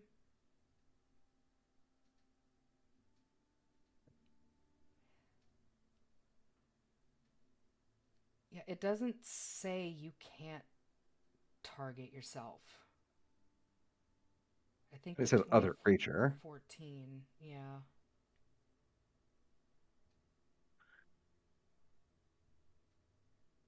Okay. Yeah, alright, never mind. Sorry. Okay. Oh Oh. well. Yeah, it's right there, Ventress. You know if you just have to connect the dots. She's very occupied with this now. But yeah, you make your way back to the security office. Clear this.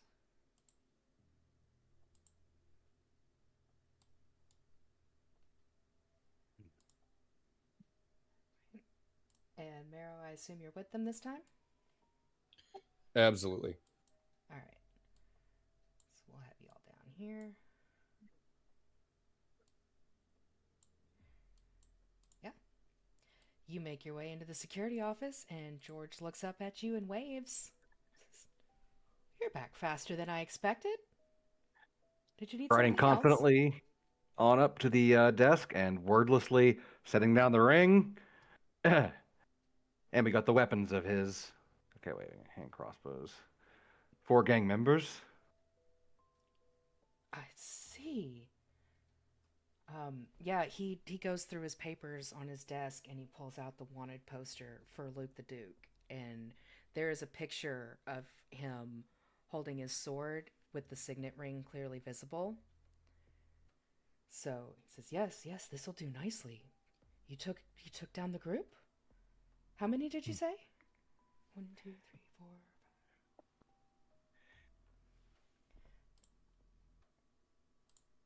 Yeah, so it was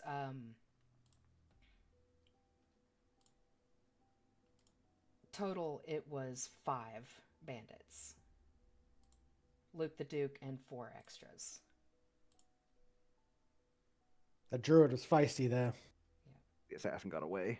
Yes. Yeah. Just side note, I'm gonna go ahead and give a bardic inspiration to Gaspar and Marrow too. Probably doesn't matter, but whatever. They got it. Okay.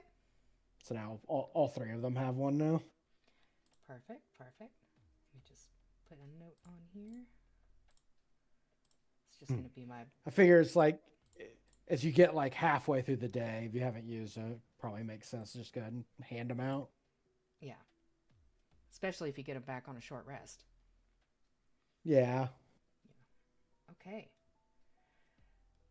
Yeah, he takes a look at all the weapons. Says, "Okay, all right. Let me just do the cash out here." One of them was a druid. Quite nasty. I don't know if hazard pay is included. Can't hurt to try. True. Make a persuasion check. Let's see what he says. Where are you? Persuasion. There you are. Oh shit, I can get fireball next level. Sorry. I know. Yeah, it just hit me. The fireball or the idea? Kind of both. Just to use it up. Because I was like, I was exploring my options on how to get nukes, and it's like, wait a minute, College of Lore, fuck yeah, 2 Nice. wizard spells. What's your bardic inspiration die? 1d6? I think it's D8 now, isn't it? Oh, No, it it's is D6. Yeah. D6. I'm just gonna use Oh, it let for me- shits and gigs. I don't know if it matters. All right. Yeah, he looks at you and says, "You know." No, it is a D8. It is a D8. It's D8 at level 5. Sorry. Okay.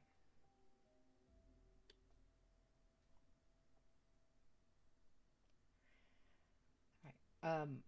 He says, "You know, they did give a higher budget for this.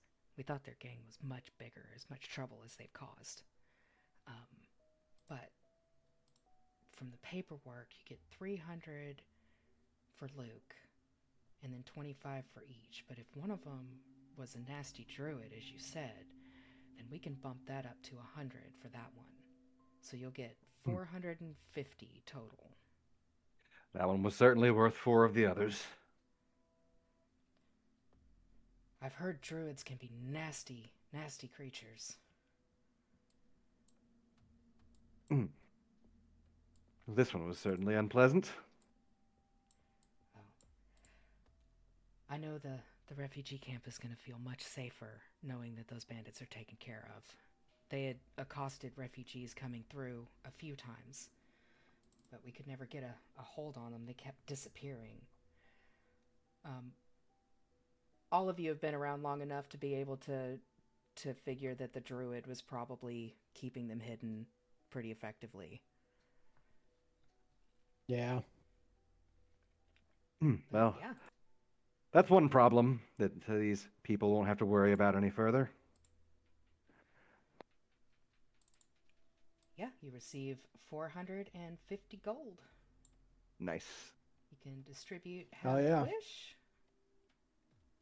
I'm okay with just putting it at group That's for throw in now. group loot. All right. There might come a time when we divvy the plunder, but we'll worry about that when we get there. All right, let me just make some notes in the group loot here. Make sure I get everything covered for you.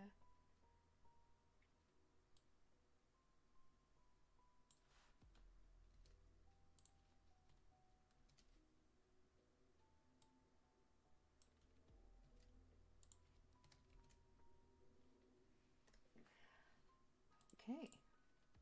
Got all that in there. Should be good to go.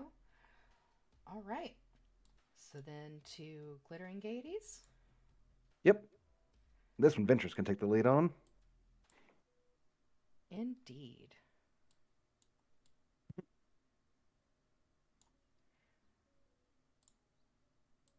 So, What yeah. type of citizen are you speaking with?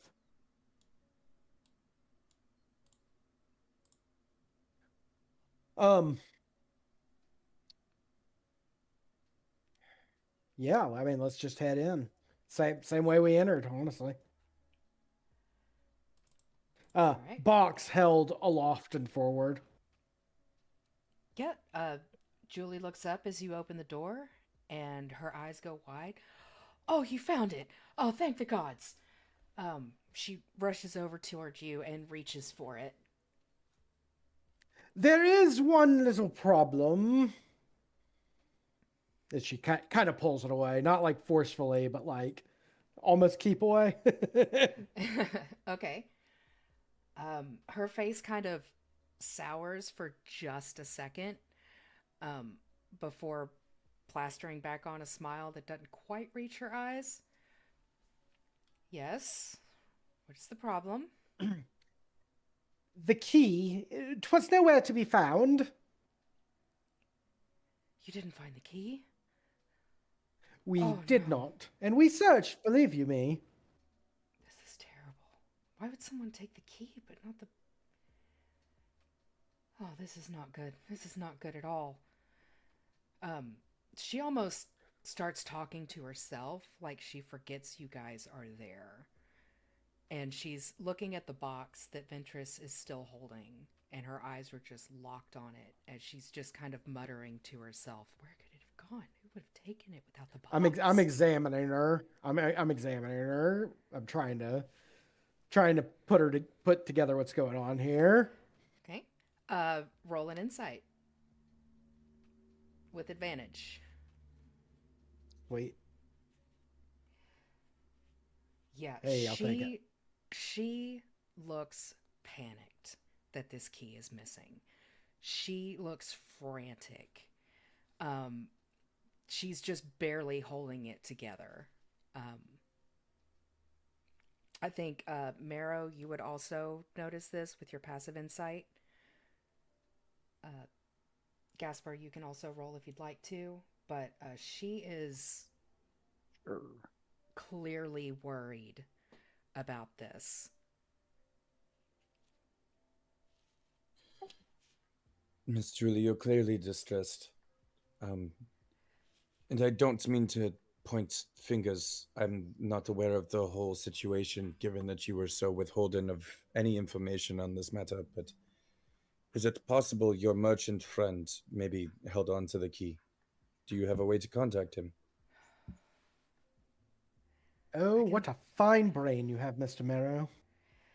I can send word. Yes, it must have been the merchant. It must have been. Nobody else would take it. It had to have been. He knew what it was.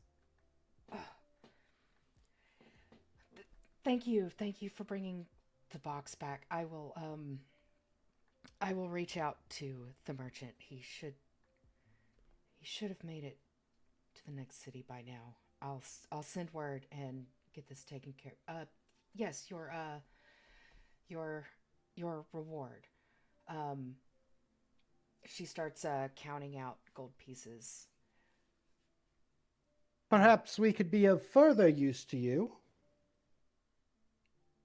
She kind of hesitates on the next gold piece. What do you mean? With the retrieval of the key. I'm gonna need to go get it. You would do that? I do believe we're well qualified. I mean, some compensation would be expected, of course, naturally. Of course. I just hope he's actually the one that took it. All right. I'll give you directions to the shops that he frequents there. You should be able to find him. His name is Gilead. He's a rather sour fellow if you don't have money to burn, and he's fairly insightful in determining that kind of thing. If you approach him, you might want to dress to impress, if you know what I mean. And she looks to you, Ventress. What kind of shop was this again? It was like a high-class pawn shop. This is actually a jewelry and enchantment shop. The pawn shop was the other one you didn't go to. So this is a kind of mid to high-end enchantment shop. Okay.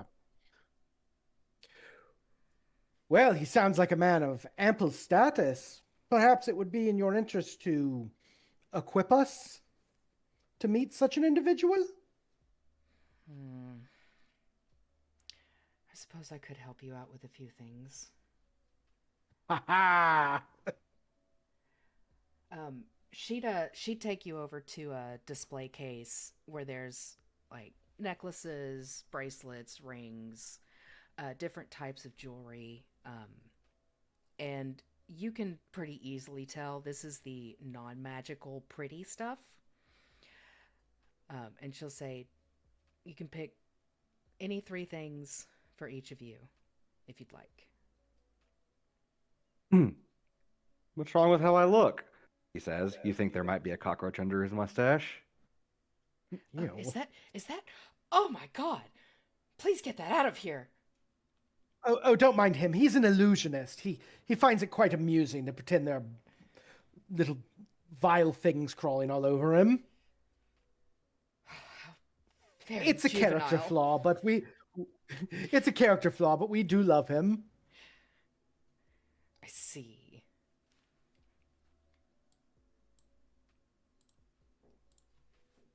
You say it's a flaw. So she will pretty much just pick for appearance, but I say probably this is a way to get some bonus gold, right? Essentially. Yeah. You guys just pick some good pieces that'll worth some shit. Yeah, all the pieces in here are worth between 20 to 50 gold, and she's told you can Hell get yeah. 3 of them each. So get your bonus 150 gold apiece. Which is exactly what I'm going to do.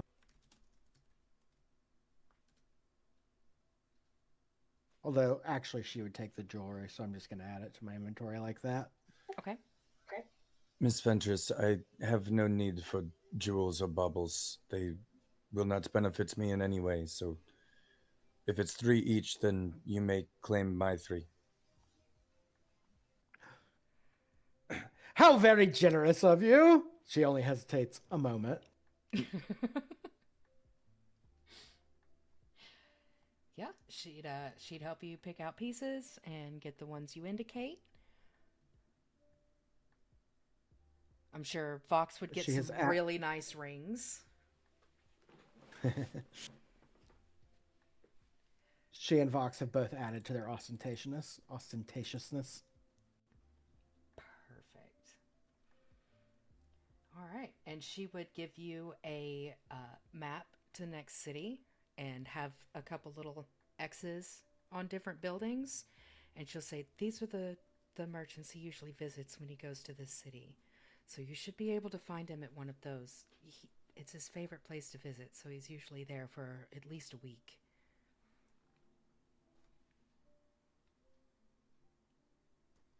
Very good.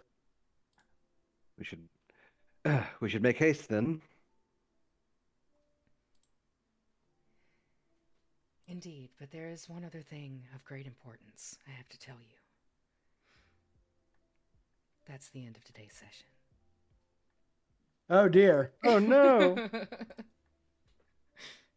People keep saying that Right. to us. I never know what it means. Not me having to enter the word jewelry into a browser to make sure I'm spelling it right. The L is extremely important in that word. God. Okay. If everybody wants to whisper me their token votes.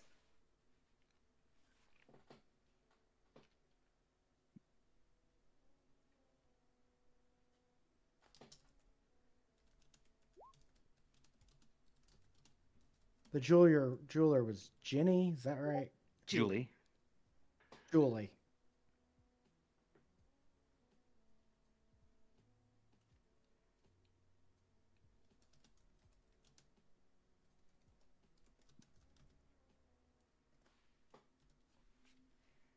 Got that on Box's sheet. Perfect.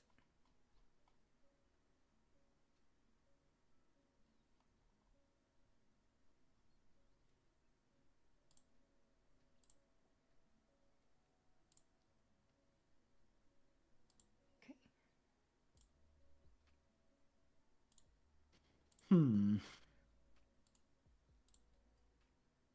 I'm giving it to Vox for being quiet for a little while. All right, I'll take it. No, I'm joking. Okay.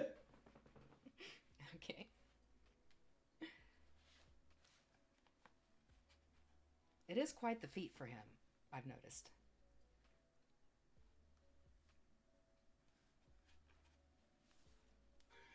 I think it's weird that him being quiet involves feet. Okay.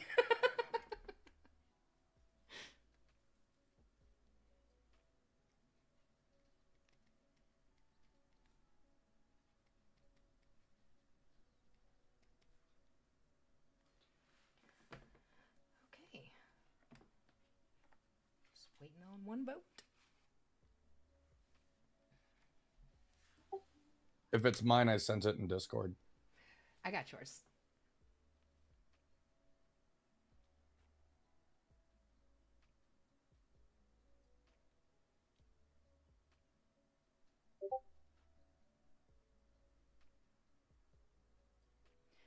Okay, excellent.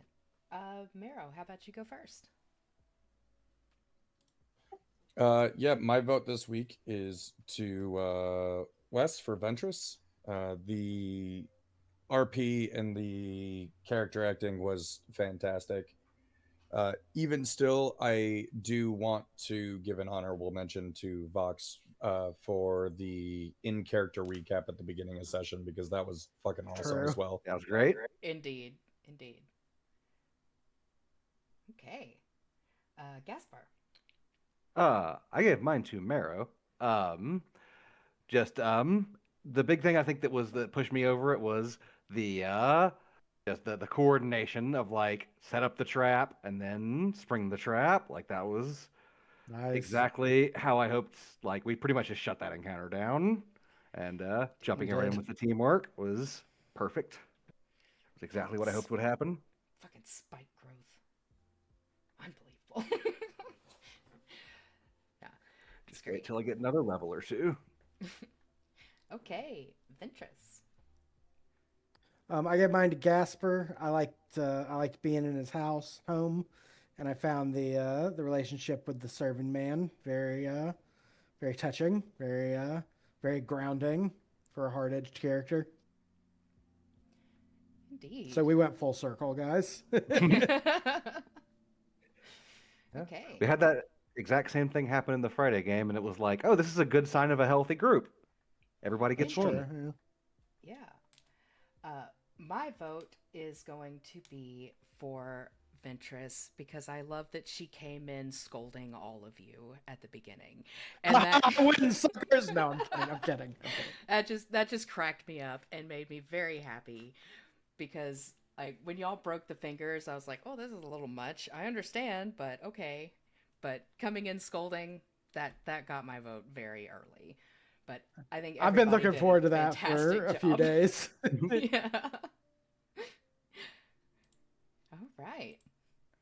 Well, that will conclude session 4 of Desuvis. I hope everybody Good had a game, good y'all. time. Yeah. Hell yeah. Oh yeah. And we'll do this again Yeah. in 2 weeks. Can't wait. Hell yeah. Alright. See y'all then. Thanks for session, everybody. See y'all. Later, y'all. Yup. Indeed.